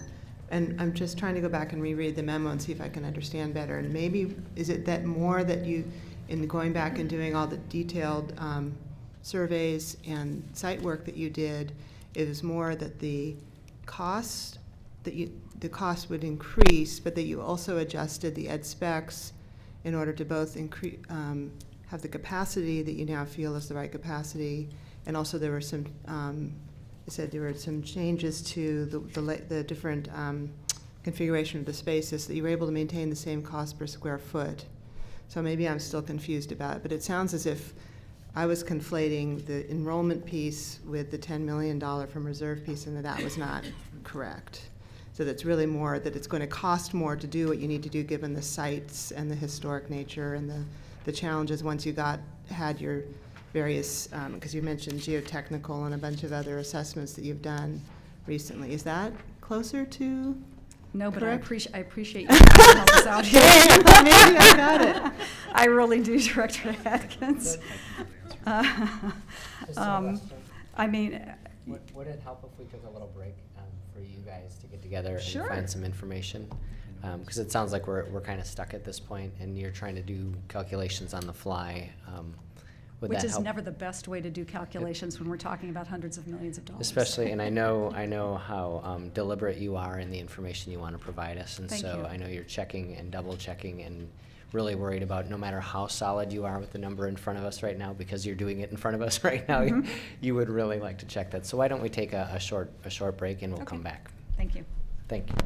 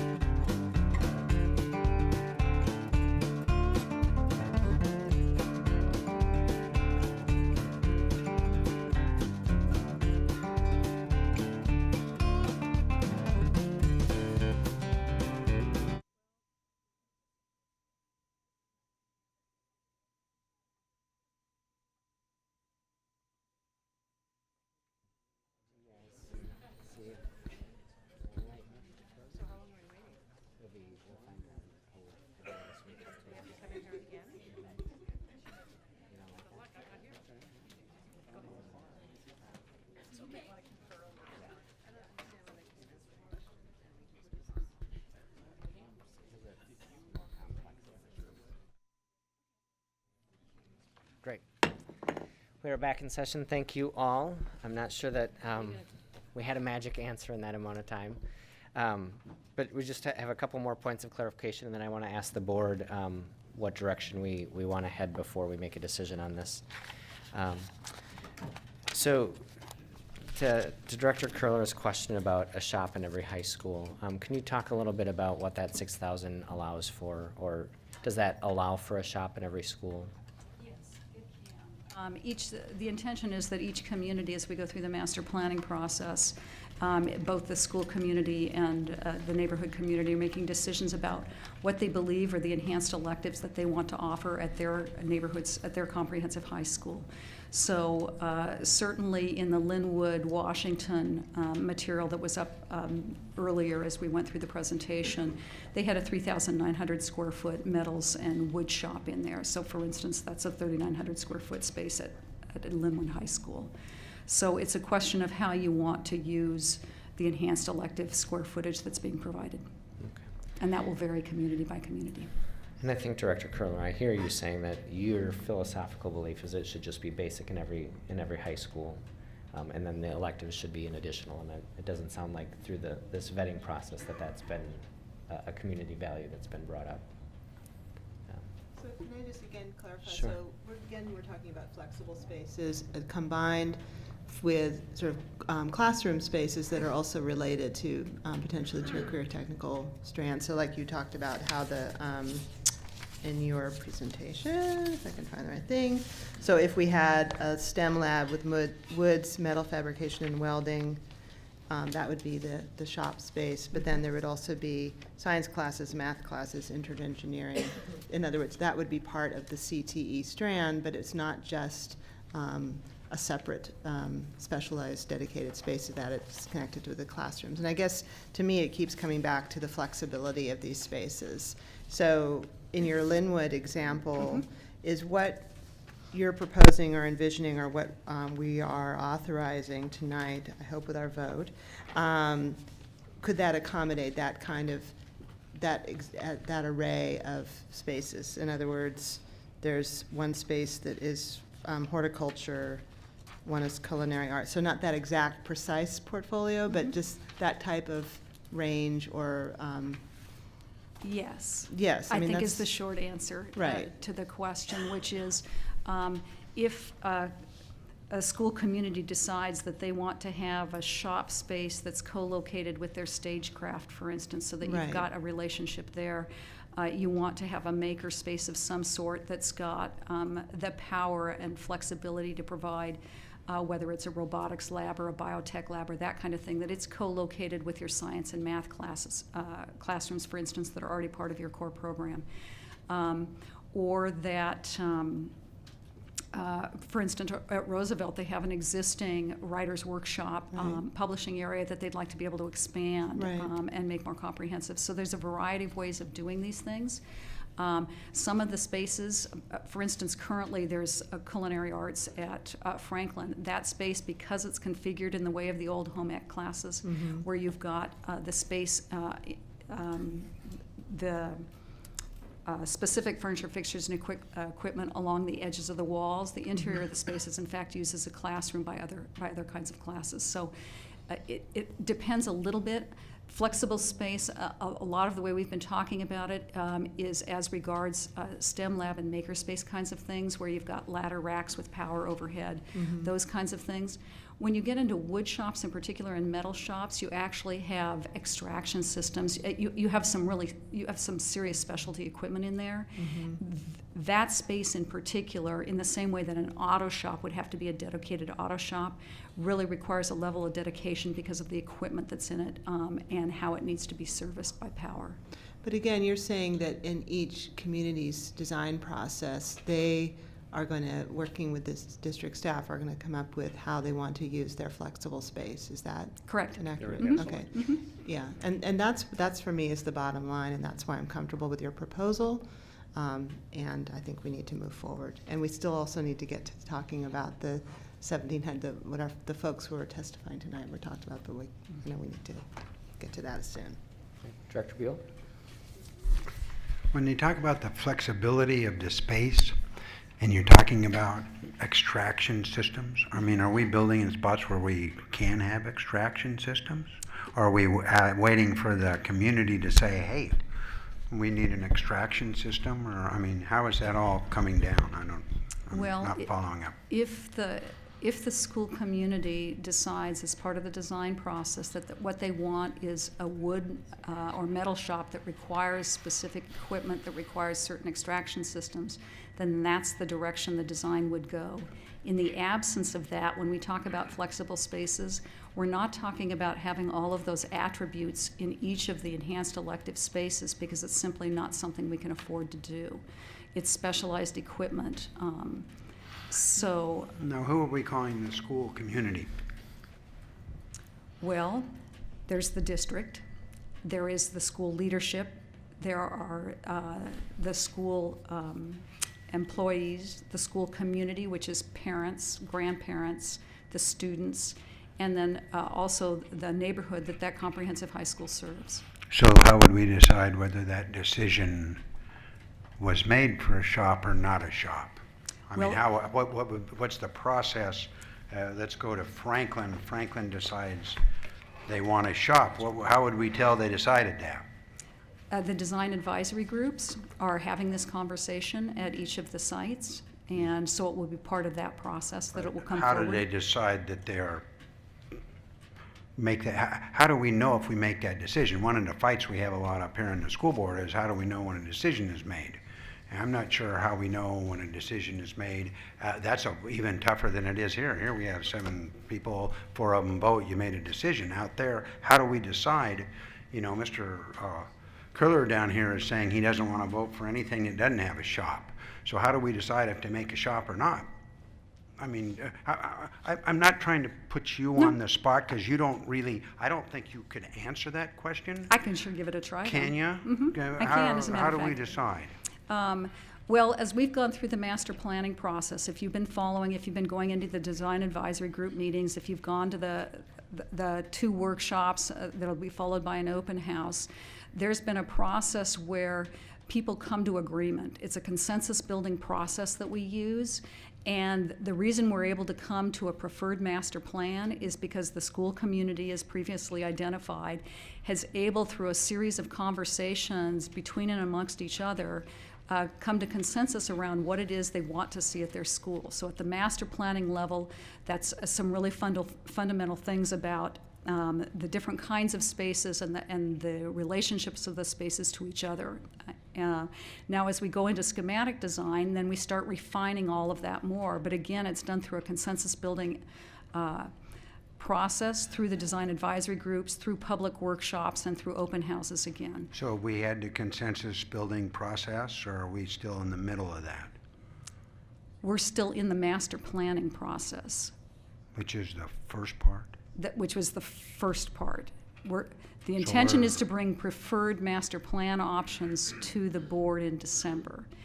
And then from there, they get further refined in the schematic design phase, which will be really the public design advisory group meetings and workshops in January and February. So are you saying that right now that you don't know whether they want to shop at Franklin?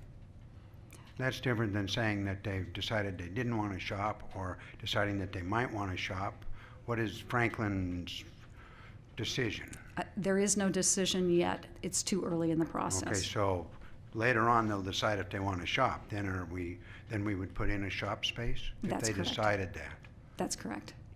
And how do we know they decide that? I thought I just answered that, but obviously I didn't. I was going to say, there we go. Well, I mean, it's not, I don't think it's a bad question. I think it's a real good question. Mm-hmm. How are we going to make that decision? Who's going to decide? Are we going to, I mean, a lot of times decisions within the community are kind of decided off over here, and then we push that back at them and so forth. I just would like to know, how do we know if Franklin decides that they want to shop? Now, at Franklin, we're cutting from 18,000 square feet of CTE down to 6,000, is that right? Well, they currently have, I'd have to look back at that slide real I think it was quick. 18,000. I think they're currently using about 14,000. Can I try to answer the first Sure. question about how we're making that decision? I don't even have a copy of that PowerPoint in Ms. front of me. Sylvester just explained that the design advisory group's been in the process of trying to figure out what its priorities are, what does it value, what's important to the community. So through those workshops, design workshops, we've gotten a lot of different information. Once we approve this, this ed specifications, that will give the design team more information about what kind of square feet, what cost per square feet, and they'll begin to refine that so that they can then bring to the design advisory group and say, here are the trade-offs you have. If you want this kind of shop, then that means you're gonna be able to have space for this program, or you're not gonna be able to have space for that. How does that sit with you? And we'll go through a process of working those trade-offs. The Franklin Design Advisory Group will come to their kind of settled plan. Staff will bring that back before the board and say, board, here is what Franklin has decided as a community. Now, we could get public comment at that time saying, I never agreed to that, that's ridiculous, that doesn't represent my views. Or we could hear from the Franklin Design Advisory Group or the community that says, you know, given the budget that we have, yes, that is the right priorities for us. At that point, we will vote, and that is how the decision is made moving forward. And Greg, what's the date on that? My understanding is that January. Schematic design will be coming back before the board preferred design in March. Right. So the public process will be in January and February. Does that help, Director Buell, understand what the process? Well, it helps to understand the process. I'm not sure it helps to understand how the decision is made, but I can buy it, but I just thought maybe we had some specific idea of how we were reaching that, and we're kind of sitting around and talking about it and shooting the ball back and forth and coming up with some sort of a idea, and that's fine. Really vague, especially because the design advisory groups that have been convened and are being run through a public process with lots of information and opportunities. So I guess I'm not seeing it as a sort of. I wasn't making a deal. I was just asking a question. I wasn't even making a comment, just a question. Have you had the opportunity to go to the design advisory group yet, Yeah, I or any did of do those? that. There Yeah, we go. Franklin. There you go. Mhm. So. I couldn't figure out how they were making the decision, by the way, when I was there. But. Well, they aren't point of making it yet. They're still trying to talk about their different options, but anyway. So let me see how to say this. I mean, I do personally feel that a shop should is part of the core comprehensive high school, and that CTE is an addition to that.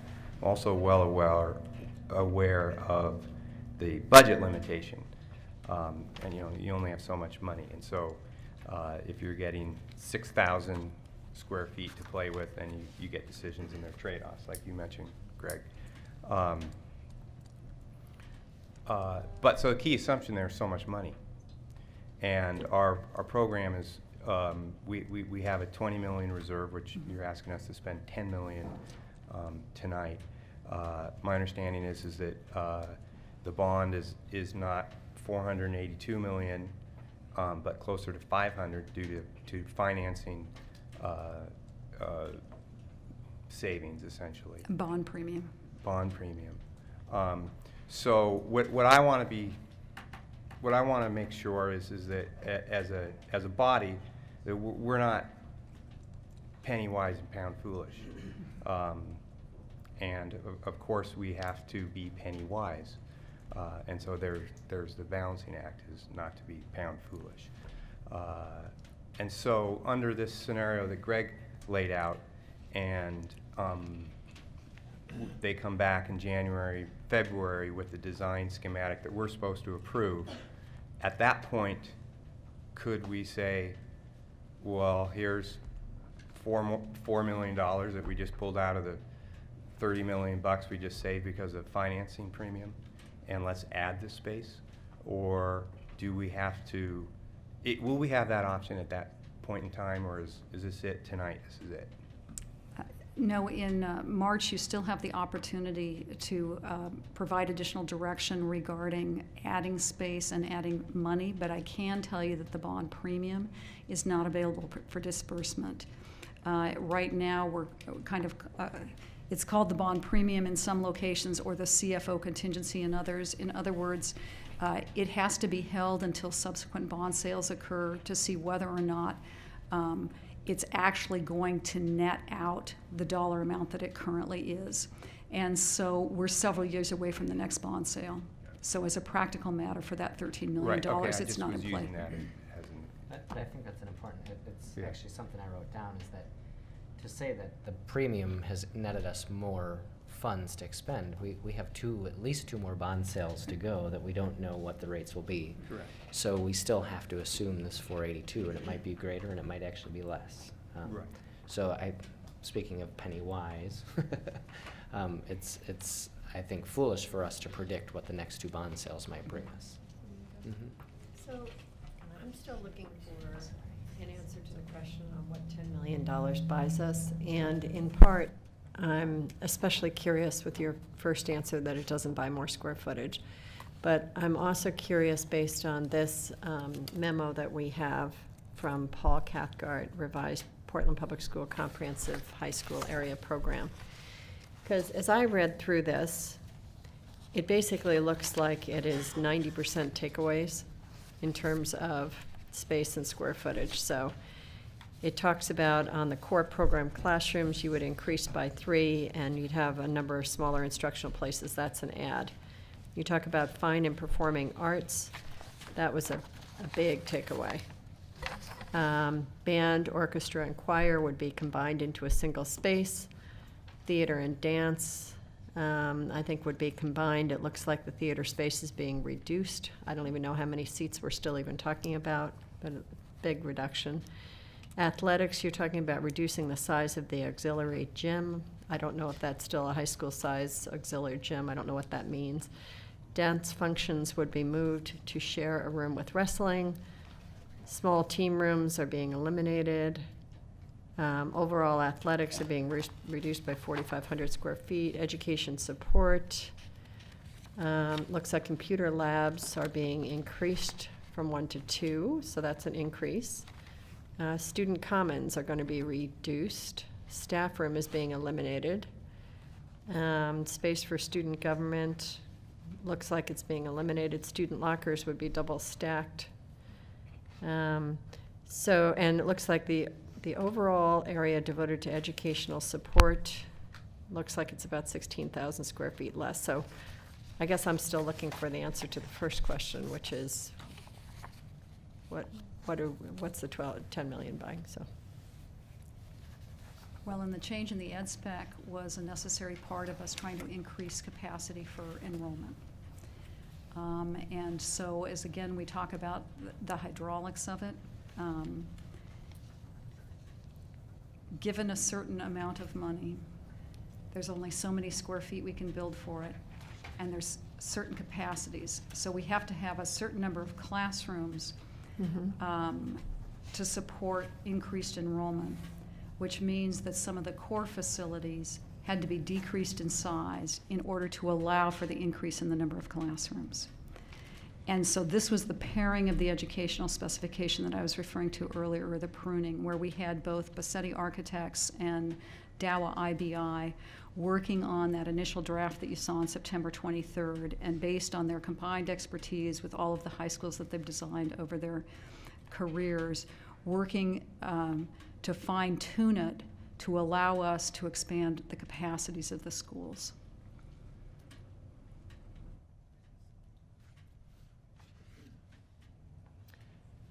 But when I'm looking at the number of classrooms, it looks like it's increasing by 3.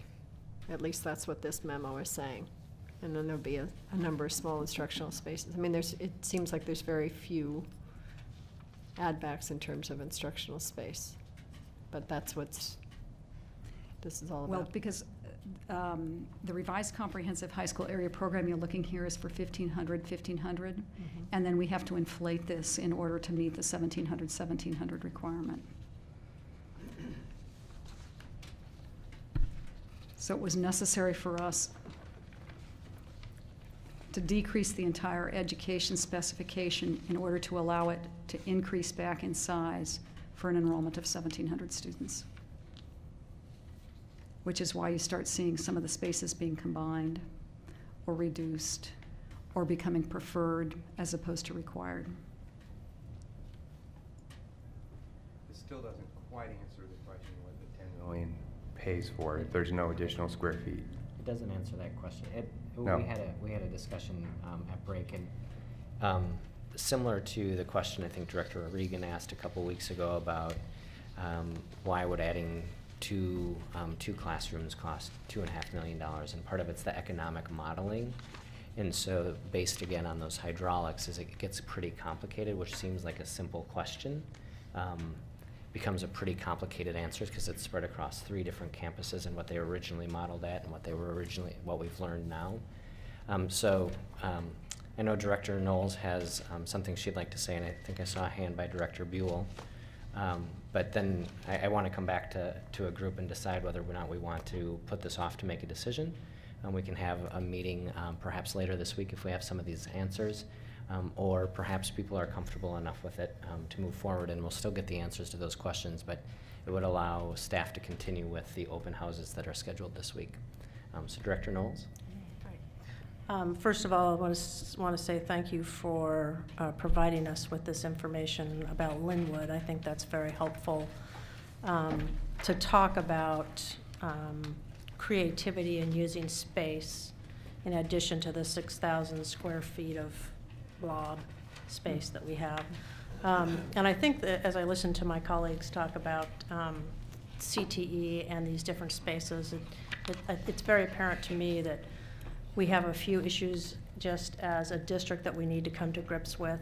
After 20 years of dismantling the CTE programs across the district, not only did we dismantle them, but we dismantled our educators in CTE, and we also are, to a certain extent, I think, not comfortable with a shared language about CTE and what it is and what it isn't, in addition to the fact that over the last 20 years, CTE has changed considerably in what it is or what it can be.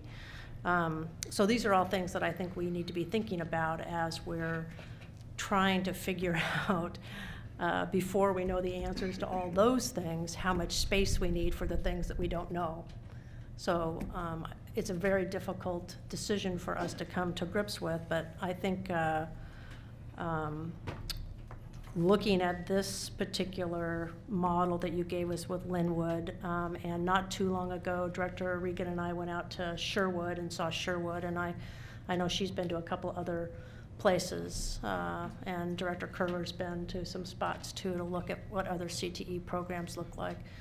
So I think when we have an opportunity to, and we have a CTE, Director Buell's been out too, we have an opportunity in the next couple of weeks to get together with a group to talk about CTE and how we're going to define some of these things district-wide. It'll make our discussions about CTE and what we're going to put in these spaces a lot easier for us as a board. And I think we really need to do that before the community gets ahead of us in looking at what their plans might be so that we can be as informed as they are as they're looking at CTE.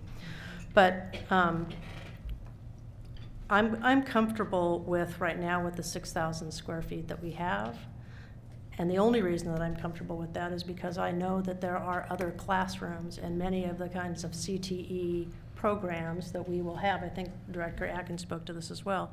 Many of those programs can be facilitated in a regular classroom with just minor changes to the specs in the classroom, and they can be added in. And again, the example that you gave where you have the connection for all of these other opportunities is also helpful. And I can't remember who talked about it, but it's the writers' workshop that you were talking about. So there's your English component, but I don't know, if anybody who's been at Benson and has just seen their digital lab and what they're able to do there with a combination between in their communications in English with what they're able to do in that digital lab is incredibly impressive. So there are lots of ways that we can enhance CTE in our schools without having to worry about more than 6,000 square feet of what in the old days we called shop space, or is now referred to more commonly as maker space. So, and again, it's just a thank you for this, and those are my thoughts about where we're going with all of this. Director Buell, did you have something? If I'd be able to vote on the build-out, which I'm supporting, I still think both questions that I have are important ones. One is, how did we come about a decision where we eliminated several thousand square feet of CTE space at Franklin? Was that made as a decision by the community? That's a community out there, and the community came forward and said, we want to get rid of this extra CTE space at Franklin for this new building? Or did we go out with a suggestion and we allowed the community some sort of input? I mean, I'm still totally confused on how we're making decisions surrounding these bond projects. It's nice to say we're out, and we are trying to really get out there. I mean, when I was out there, it looked like we were responding back and forth with people and so forth, but I'm not sure how we come up with the final decision. You know, whose decision was it to cut out? If you go from 18,000 down to 6,000, you cut out 12,000 square feet of CTE space over there at Franklin. Was that community decided? I don't understand where these decisions are necessarily coming from, and I would love to know that. My guess is they're coming from us, and then we kind of have a tendency to go out and say, well, we had these meetings, and it's now coming, everybody's buying in. I don't know. I'm just kind of leery a little bit of that type of process, but it's okay. I can live with it. I'm just leery of it. Director Atkins? So could I just bring us back to the resolution in front of us? And also a reminder that we heard from our Bond Accountability Committee, the importance of the urgency of staying on our schedule and moving this process forward. So just really quickly, the resolution, there's a long, there's multiple preamble parts, but the actual resolve is fairly short and just says that we direct staff to master plan the following high schools to the indicated capacities: Franklin, common areas for 1,700, classrooms for 1,700, Grant, common and classrooms for 1,700, Roosevelt, common areas for 1,700, classrooms for 1,350.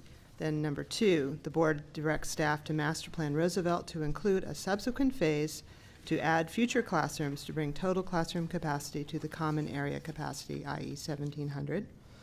3, we acknowledge the not to exceed, this is just on the resolution, the not to exceed $10 million impact this increased program area change will have on the 2012 capital bond program reserve, but the action to approve those funds will not occur until board approval of schematic design anticipated for Franklin and Roosevelt High Schools in March 2014. And 4, the board acknowledges the larger program area for these 3 high schools will be designed and constructed for not to exceed $257 million prior to escalation. So it's a fairly simple and modest scope, but essential that we move forward, in my opinion, tonight and keep this process moving forward. So I'm completely comfortable with this resolution. I appreciate, we've heard a lot, especially from the Roosevelt community, which has been awesome, around the importance to make sure that what I feel I've heard in general is absolutely the 1,700, the parity in the common area is really important. So I really appreciate staff coming back with that from the initial kind of large disparity that we saw. And that while we would be looking at a current capacity of growth to 1,350 for the classrooms, that as is indicated in number 2, we want to make sure that as that growth continues, which we're expecting to see the awesome growth at Roosevelt will continue, that we would be able to come back in a future bond to build out to that full capacity. So that makes total sense to me. I mean, I think, I heard one person say, well, we won't, we had this situation like with Forest Park, I believe it was, where there was a bond in the 90s, I think, that built part of the school and the other classrooms weren't built. But a couple of pieces there, I mean. Half of the kids are in portables. Right, but we didn't have a bond. I mean, we had that one bond and then there wasn't another bond, right?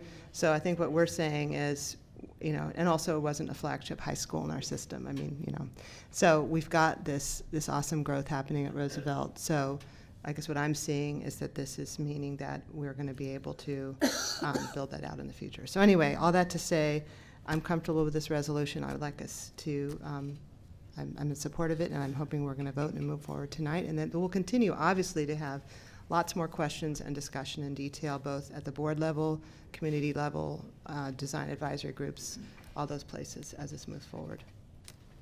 Director Beal? Is section H the part about, because one of the things that I've heard from person after person in the Roosevelt community is give us some sort of, they'd use the word ironclad. I don't know if there's any such thing in politics, but give us a real reason, you know, say, okay, this is what's going to happen if the community begins to increase. Is that section H? Is that our attempt to do that, or is that not in here at all? I think that's number 2, that we direct staff to master plan to include a subsequent phase to add future classrooms to bring total classroom capacity to the common area capacity. So we're Well, we direct them to do a master plan. Does that mean we direct them to do it? What you're saying is that this number 2 is telling us that we are, if Roosevelt begins to grow, that we are directing the staff to bring forward a plan that deals with that growth. We're expecting it Is will that- continue to grow, which is why we're is saying that- 1,700, 1,350 now, even though it's below that right now, but the trajectory is such.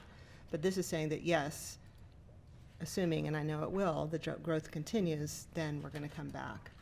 And it's planning for a phase that is a future phase now. So part of the current master plan would include the other classroom capacity. And the other correct? piece that Yeah. folks have brought up, which is a really important piece, is the district-wide boundary review, as well as the enrollment and transfer policy work that's going on right now through the Superintendent's Advisory Committee, and that will be coming to us.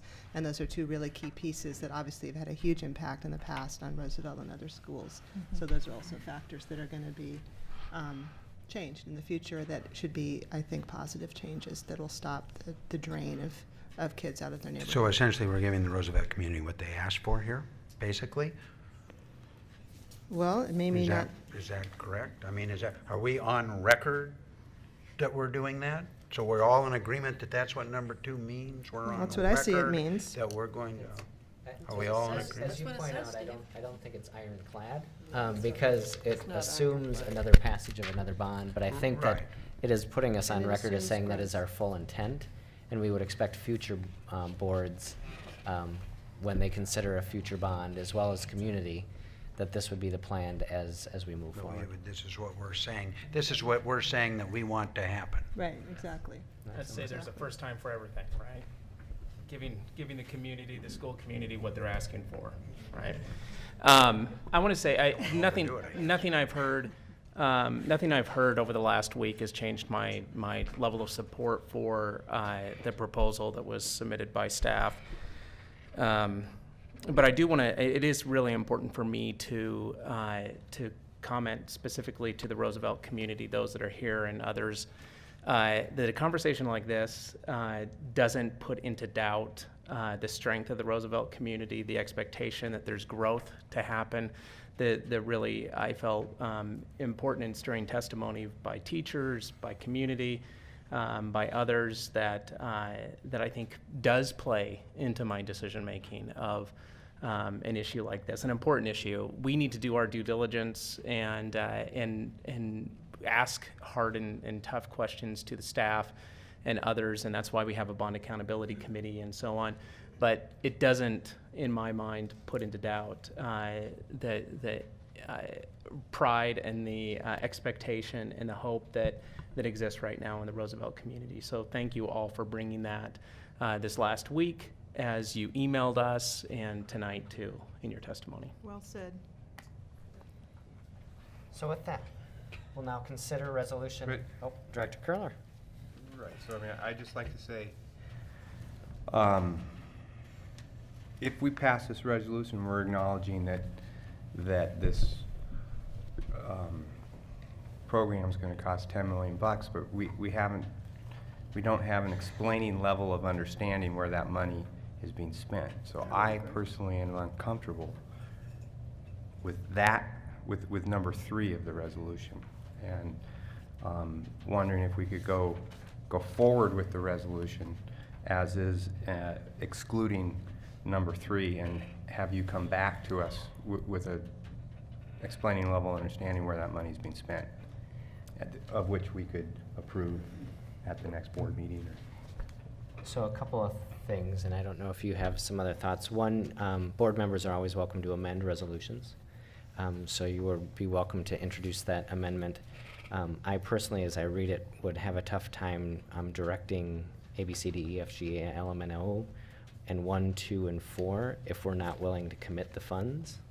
Because that goes through a futile exercise to have all that planning, and then for us to say, actually, we're not going to give you that 10 million.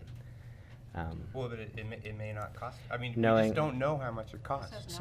So, and number 4 says that won't be spent until March, when we finally approve it, at which time, I think between now and then, we will have a more definite answer. That's my perspective. Yeah, the difference between acknowledging the impact versus actually approving the funds. So I'm still comfortable with this language as it was proposed. Did we get an answer? We took a break. There was no answer.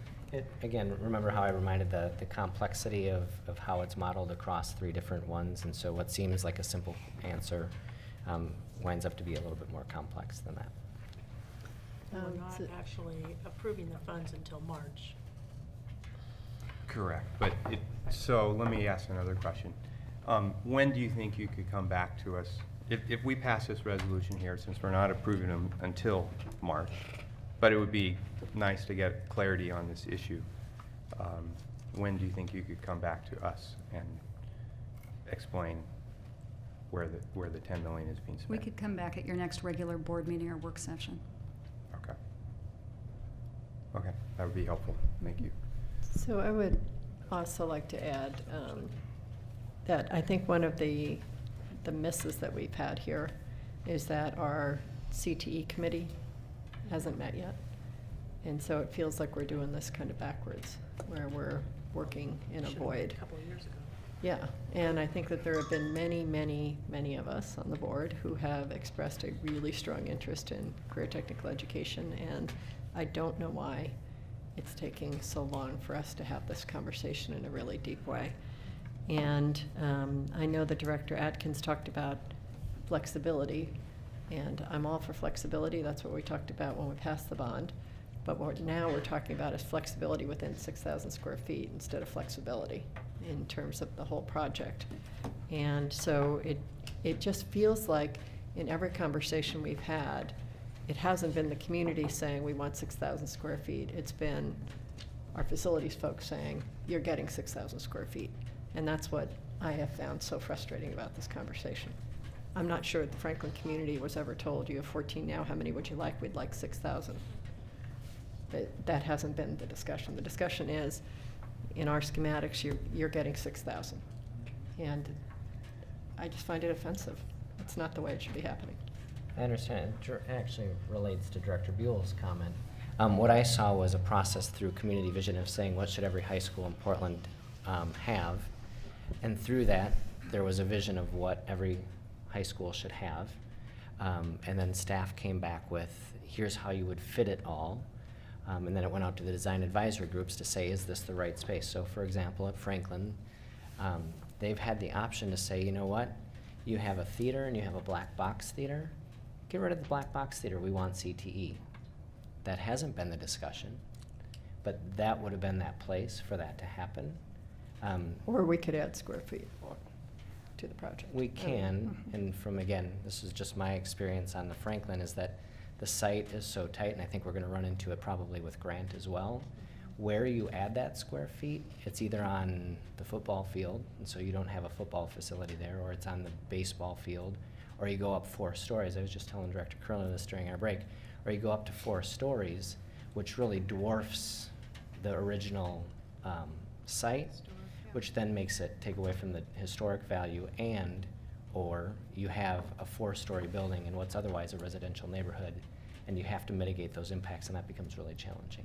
Or you deny our kids an opportunity to have a robust career technical education. That's one way to look at program. it. So that was the other thing. Or you add flexibility to your classrooms so that you end up with 8 or 10 or 12,000 Could be. square feet because you're you have the kind of CTE that can be put into a regular classroom. So I will put on the record here that as a school board member, I'm embarrassed that we're having this discussion at this point in public. And I believe that if we had some school board committees that were organized and looking at these issues, it would make a huge difference in these kinds of conversations. The school board has not been involved in this discussion. It's been a staff discussion with the community. So I'm going to back you up a little bit here on this one, because all of these have been, it's been nonlinear. So what you are going to get shortly is something that pulls together a CTE conversation that happened in 2008 that led to some implementation that we could afford at the time. Another one that happened in 2011 with, another, again, big community process with business leaders, with staff, with, like, both of these were large community processes and blue ribbon task forces that we had limited ability to implement, but that then actually have fed what is the conversation we're having now. We are right now in a moment that we've got opportunity to actually invest in CTE, so we're able to have a different conversation. So just to say this isn't like no conversation has happened. There have been iterative conversations of which we've actually taken some action within the context of our budget. And the visioning process, we've been in nested visioning processes. So we had the big citywide, what is our overall vision for the facilities process that then led to another group of people doing an ed specs process that then has led to the individual site conversations, all of which have had different constellations of people in them. So, and agreed different people have been in all of the conversations we're describing, and they've all fed each other, and we keep looping back to say, okay, how is this conversation connecting to this one? But you have seen the products of these various visions, of which that initiates the next process. And right now we're in the building by building community visioning process and master planning. And we've been invited to all of those processes. And you've been invited to all of them, yeah. And I appreciate what you're saying, Director Regan, about the committees going deeper, but I think there's value in our community hearing us discuss this, and my understanding of the committee structure was that this would have been held downstairs in a conference room that few people could have Public meetings that everybody could have attended. And right now, even the way it's set up, it's going to be 3 of us as liaisons. They're not going to be publicly announced meetings. And if I, as a 4th person, want to go, I'm not going to be able to because it will create a quorum. So this ought to be committee meetings that are public where everybody can participate. Again, I hear your concern. I think there's value in having this discussion as a group. And all those things will come before the board when we have the reports from the committee. So with that, we'll now vote on Resolution 4840. We have a motion, we already had a motion and a second to approve. All those in favor to approve Resolution 4840, please indicate by saying yes. Yes. Yep. Yes. All those opposed, please indicate by saying no. No. Are there any abstentions? Resolution 4840 is approved by a vote of 6-1, with Student Representative Davidson voting yes. yes. Thank you. Tonight we'll receive our monthly update on capital improvement bond. Superintendent Smith, can you introduce this item? Thank you, Roosevelt folks, for staying here and for being here.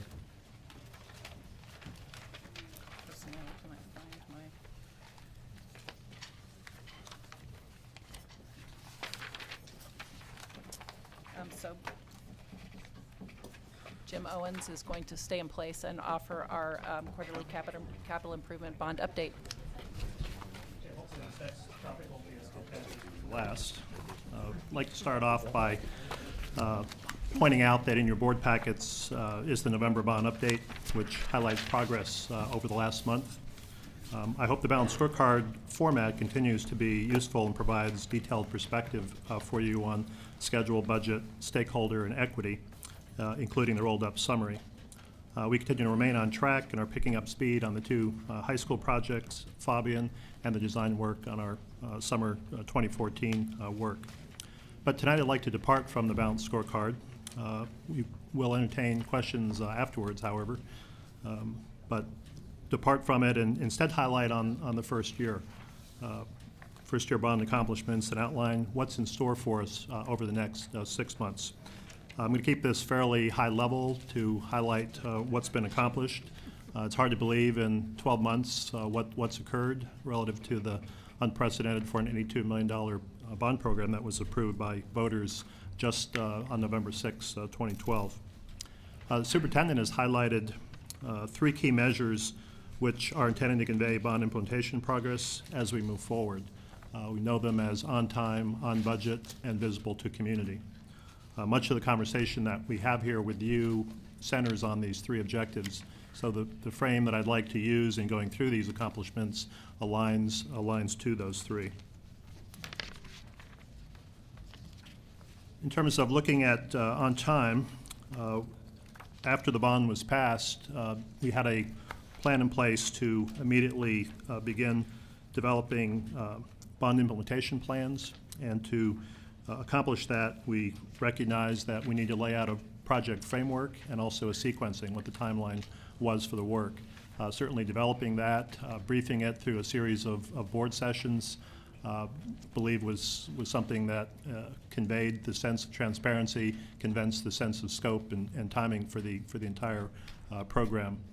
We also expanded the Office of School Modernization team into a blended organization, and we have staff, bond-funded staff that are extended across 5 departments now.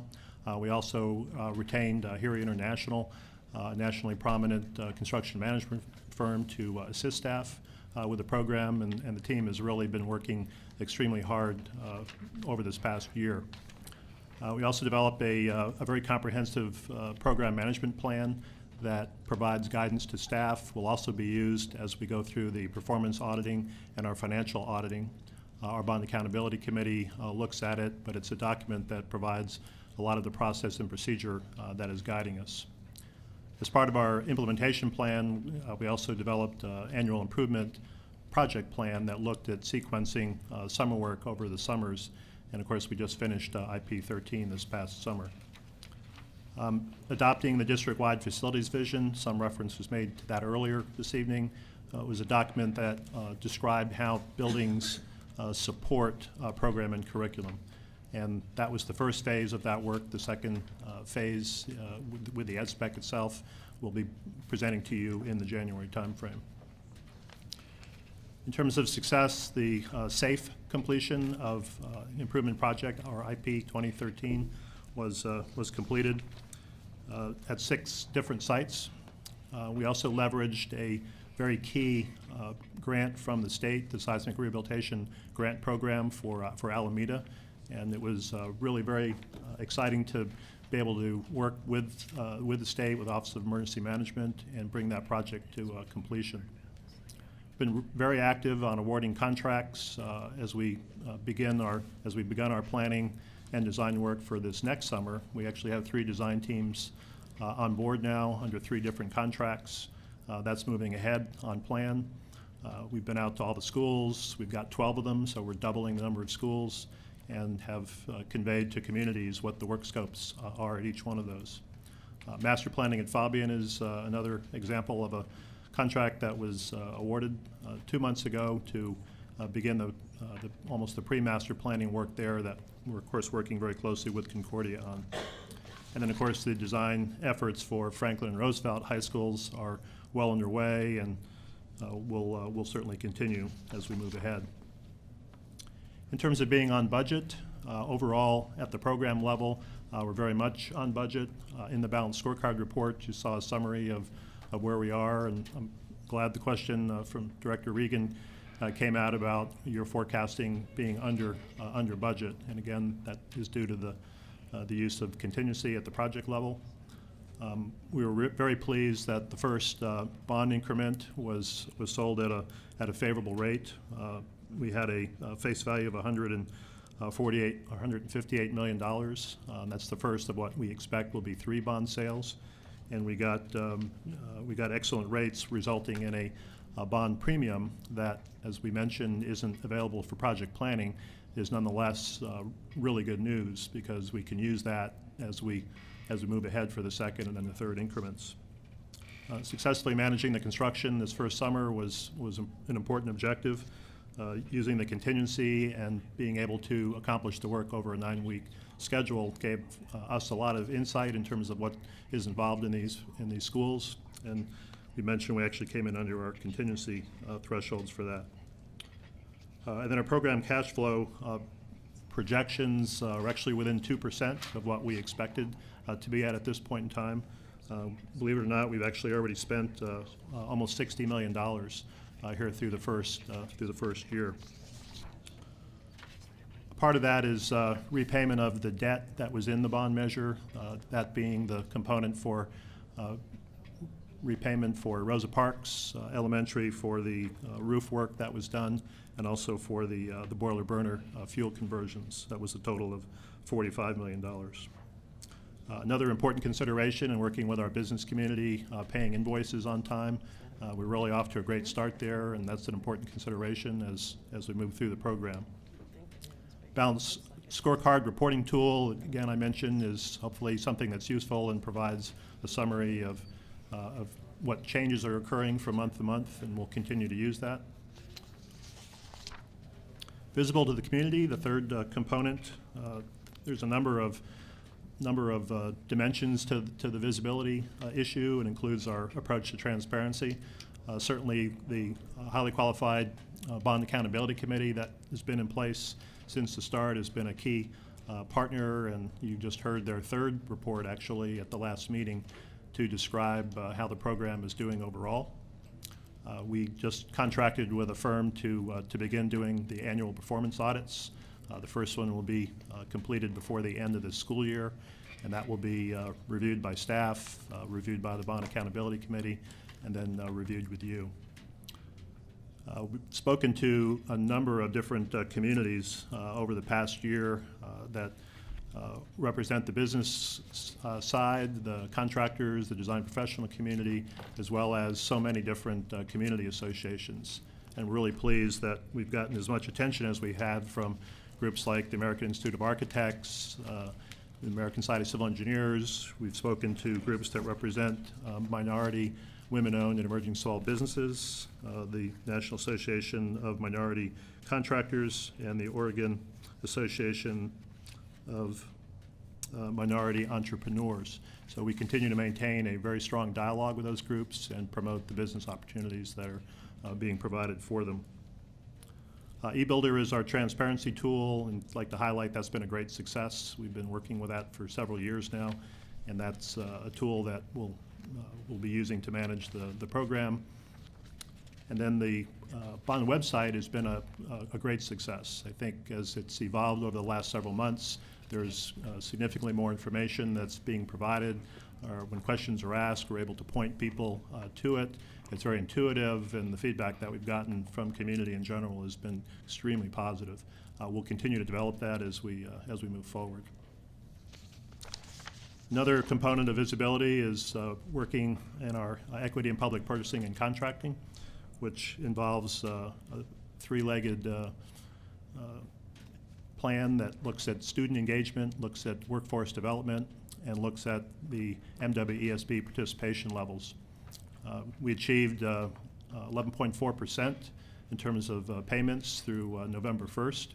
And although that's shy of our aspirational goal of 18%, it's a significant improvement over where we've been. We've worked very closely with the City of Portland, and I'd like to highlight that much of the success for this last summer was due to the connection that we've had with a number of city bureaus, and that's been they've been great partners and are helping us make sure this work gets done on time and on budget.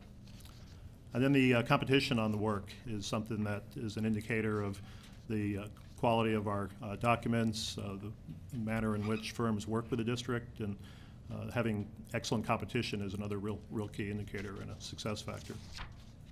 Over the next 6 months, these are a couple of major activities planned.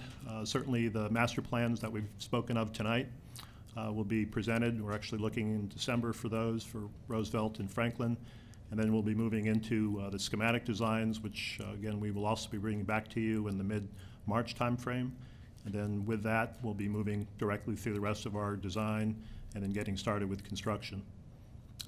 We just issued our RFP solicitation for the CMGC, the construction manager, general contractor contract for both Franklin and Roosevelt. And we're pretty excited that we'll be able to have the builders that'll actually be doing the work with the design teams, and will be influencing the approach to the work, the means and methods used, as well as helping emphasize what the budgetary limits will be. Master plan for Fabian is another component that will be coming forward in the January timeframe. We'll be moving very quickly into our summer 2014 work. We'll be looking at 3 large construction contracts for that. And then we'll be continuing our work to reduce barriers for MWESB participation on our contracts. Improving student engagement, we've spoken of previously. That's another area that we do want to improve on. Execute an agreement with the City Bureau of Transportation is another one that remains. We want to start improvements to Marshall to accommodate the Franklin students who will be moving there in the fall of 2015. We need to get started on the work now so that that school can be ready and give the Franklin community an opportunity to tour Marshall and get a sense for what they'll be looking at. Again, we're looking at students being at Marshall from Franklin for 2 full school years. Then, of course, over the next 6 months, completing the first year financial and performance audits. So in summary, in terms of moving forward, we certainly expect to remain on time, on budget, and visible. We're learning virtually every day and seeking continuous incremental improvement. Quality facilities, we believe, connects to the improved learning environment, and we expect ultimately that these public improvements will positively influence student outcomes. Okay, this time I'd like to entertain any questions or comments the board may have. Thank you, Mr. Owens. Director Buell? Can you ballpark me about what, just out of curiosity, about what percentage of the contracts that we've put out so far were bid contracts? What percentage were no bid? We'd worked on some no bid, right? Monetary percentage, not contract percentage. Is it 50-50? Is it 70-30? Right. Just curious. It's probably 95 bid, 5% not bid, and the non-bid is the part for personal services, like the contract for the performance audits. It's an example that comes to mind, but the rest of the work, whether it's for consultants or contractors, is competitively bid or competitively proposed. And we've, in every instance, we've gotten significant competition on the work. Thank you very much. Yes, Director Great, Knowles. thank Thanks for the reminder. Thank you, Mr. Owens. I have 2 questions. One has to do with students. You mentioned that we are going to be doing something to increase the student involvement. Can you go into a little detail there? I don't really see why this is such a difficult thing for us to accomplish. When I was at a design advisory group last weekend with Bora Architects and some landscape design firms and others, any of those firms could have had a student there assisting, and none of them did, and they haven't the whole time I've been involved in this DAG. So I'm just I'm confused about what's so difficult about including students in this. Okay. Great question. Certainly, as I mentioned, it's an area that we want to improve on. What we're currently doing is we're executing an administrative directive that describes how contractors and consultants for certain size contracts, basically those that are over $100,000, how they register in a web-based system, BizConnect.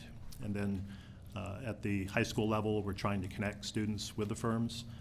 We need to improve on how we're doing there. We're not getting as much. But we're also not capturing student engagement at a number of different levels.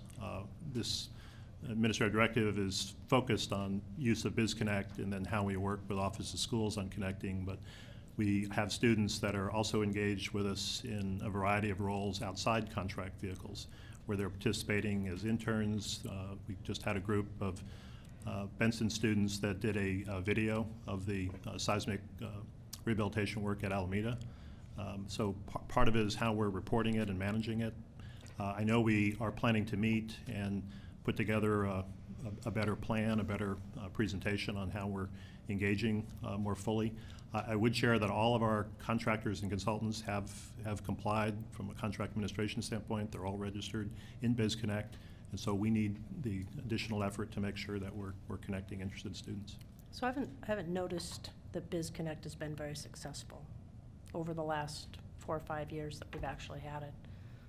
And it seems to me that the responsibility should be on the side of the contractor and not, we shouldn't be taking responsibility for having those students. There are all kinds of ways for contractors or other employers to find students to work for them. And I would think that we should be encouraging them to use some of those self-help remedies rather than relying on us in the BizConnect program to do that, my suggestion. And then the other question that I had was around the Grant High School community, because they are, the students who are 8th graders now will be the class that is affected by the the rebuilding of Grant. And I'm worried about input from those community members as they're trying to decide where their students are going to go to school and whether they should be looking at Grant or whether they should be looking at other options because their students won't be able to attend Grant for any number of years. And I'm looking for some direction from you on what we're doing to reach out to that community. Okay. In our conceptual plan, we had anticipated using Marshall as a swing site for the Grant community, just as we're using it for Franklin. However, based on some feedback that we've gotten, been asked to look at other alternatives. We are planning to begin an effort to look at alternatives to Marshall and to feed that back to the Grant community in terms of impacts to students, impacts to the timeline, looking at the costs. If we use a different swing site, for example, there's cost implications to the program. We're planning to get that started much sooner than we otherwise had planned to do, and so we expect to come back early winter with something that looks at pros and cons. Coincidentally, we also need to do the same for Fabian, to look at the swing site alternatives that would be available for Fabian. So we'll be packaging all that together and coming back with that. So I would encourage a faster timeline than that, given that our enrollment is in January, is it, or early February? Between So late January, earlier, early February. sometime before Christmas as a beginning would be good. Yeah. We've actually already begun looking at alternatives. And, Right, but I mean, looking at- having a meeting with the Grant community before the holidays would be a good start. Okay. I know I've met with the principal there at Grant already and had conversations with her, and so we're beginning a Great. dialogue on it. So we'll Great. continue that. Thank you. Director Buell? This movement to Marshall has disaster written all over it. I think we need to get on it and figure out what's going to take place and how it's going to work and give it some real thought and get involved with people who have done that before. And I mean, it's got disaster written all over it. Moving those kids. both communities, or? No, for Grant? yes. And so I just saying, whoa, I'm not sure why you're even involved in it. I'm not, see what I'm saying? We need to, this is a big deal, and we need to really be on top of it. You know, it's not rolling out Obama's health care, but it's pretty darn close. And so we need to punch it up. Also, I have a resolution. I don't know if you want to do it before or after the business agenda to talk about it, but I just wanted you to know it was there. Director Regan? I think I'm a little bit surprised by this discussion because I didn't know that we were looking at anything other than Roosevelt, and my assumption was that if Franklin had moved in there and we had done all the swing site upgrades, that it would be in great shape for Grant. So maybe it's just the location. I'm sorry, the Grant people moving into Marshall. So I'm not, this is the first I'm hearing that Grant might not move into Marshall, so. I did have, it just did remind me of another question on this sheet that I had talked about earlier. One of the things that I had noticed is that it says the Marshall swing site, the approved budget was $2.5 million to do the improvements to the Marshall site to get it ready for the Franklin kids. But then the estimated completion looks like it's closer to 4. So You don't need to answer that now, but I'm trying to understand what that's about too, and especially if we're not going to use it for both schools, is that a good use of money? Programmatically, in the bond, we have $10 million that's allocated for swing site improvements, read public improvements to prepare that for students and also for transportation costs. So the initial budget estimate for Marshall to accommodate Franklin was $2.5 million. We've done a lot of due diligence at the site to see what is required fully. We're not ready to conclude it's going to be $4 million, but that is an initial estimate for it. So there's more work to do in that regard. We also need to balance the costs for Marshall to accommodate the Franklin students with the costs to improve the swing site that Fabian will use, plus the swing site that Grant will use, and fit all of that within a $10 million or less amount. So maybe all the more reason to look at that number then, because if we're not going to be using that $4 million for both Franklin and Grant, does that make sense? So. Right. There's some very serious cost implications of doing something other than that. Not to say that it is not, I think it's important to do a full analysis of alternatives and look at pros and cons, look at cost implications, look at implications of students and community, and then have a more direct conversation on it. I would just like to echo some of the points that Director Knowles made. I've found that there's a lack of engagement, just as I'm sure you have in this work, but I'm finding that students don't know about BizConnect in the first place. So I'm not sure if we're just going about it the wrong way, or if, because I mean, I can obviously understand students not being interested in some things, I totally get that, but I think we may be missing the target a little bit. So I think it might be worthwhile for someone to meet with SuperSAC or something and talk about a different plan, but I think we may be going about this the wrong way. Okay, thanks. Any other comments on the update? Thank you. Thank you, Mr. Owens. Thank you. Now moving on to the business agenda, the board will now consider the remaining items on its business agenda, having already voted on Resolution 4840. Ms. Houston, are there any changes to the business agenda? No, there are not. Do I have a motion and a second to adopt the business agenda? So, Second. Director Knowles moves and Director Morton seconds to adopt the business agenda. Ms. Houston, is there any public comment on the business agenda? Is there any board discussion on the business agenda? Director Buell? Are we including this in some manner? No. No. That is a This- report. Is that just a report? It has nothing, we're spending money, and I'm just trying to make sure that we're doing okay, and it's got stuff where we're spending money, which are both So those are. yours and Matt's That's- stuff, that's a- right?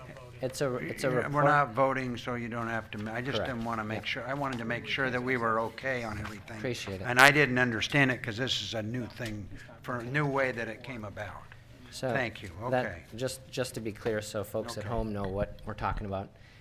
Superintendent has a certain spending authorization authority, but with that comes a requirement that she reports contracts of a certain dollar amount to the board. And so that document that you held up is a report to us that we receive once a month. Both expenditures and revenue that are within the superintendent's spending authority. The contracts and the business agenda that's in front of us exceed her authority, and so they come to us as a board. Came in a different format, which was Okay. confusing to me. We tried to do that because it was. It's good, I like this It format was a little better. bit different Yeah, so I that like we it didn't better. mix it up with the business Yeah. agenda. Any other thoughts on the business agenda? If not, we will consider the business agenda. I had a question on the Self-Enhancement, Inc. contract amount. Okay. Of $830,000, so can we get an explanation on that? Can you be a little more specific about what you're looking for? It's a lot of money. So you want to know what it's buying? Is that? Yeah. Okay. So this is part of our Jefferson Middle College program, and as people are aware, the partnership was a three-way partnership between Jefferson, PCC, and self-enhancement. Self-enhancement was signed on to do the whole school model, so they were our wraparound service partner in trying to do the how do we have that entire school be college-bound and heading towards PCC. So it's voluntary for students to opt in or to the SEI services, but it's the personal wraparound services that are supporting students being successful as they're taking advantage of the what middle college offers. And I think you got something mailed to you earlier that basically gave you metrics that are looking at the kids who have opted into the SEI services actually have a 10% higher success rate than the students who are not opting in. So our goal would be to continue to encourage students to be part of the full meal deal. But that's what it is. So will we at some point have an opportunity to talk about whether we want to bring those services in-house at some point? And I guess I'm going out on Thursday to visit the Hillsborough care teams as an example, and I think we heard in the audit that there was some great success out in Hillsborough with having, folks on site supporting kids. So I'm curious to know at some point whether we're going to be having that discussion, because it's been an amazing partnership with SEI. At the same time, I think the audit kind of pointed out that we might want to be looking at other models as we go. And I'm thinking that we're going to get some of those recommendations, looking at other models being used in other places as part of the high school action team report, as Andrew pointed out. I think these are exactly some of the models that I don't think we're exclusively going for any one. I think it's how are we getting support for our kids being successful. One way or another, you need the additional staff to have the relationship building piece and the other support, so. And the question So is whether you It's just do it. not whether you do it yourself. And it may not be an Yeah. either or, but it seems like it's at some point we It's might the want to same pull some direct. of that in. So similar to when we were talking about the foundation in Salem paying for the Right. school success, coaches or mentors, or like how are you getting the extension of support that's helping kids be successful in the classroom? So. I'm looking forward to those kinds of recommendations coming from the high school action team. I'm not sure the high school action team is really looking at that specifically, though, are we? I think they're looking at some of them, at the mentoring and. Okay, well, I will look forward to that conversation in the high school action team. Let me know when you're going to Hillsborough, and I'd like to go out and I'd meet you out there. Any other discussion on the business agenda?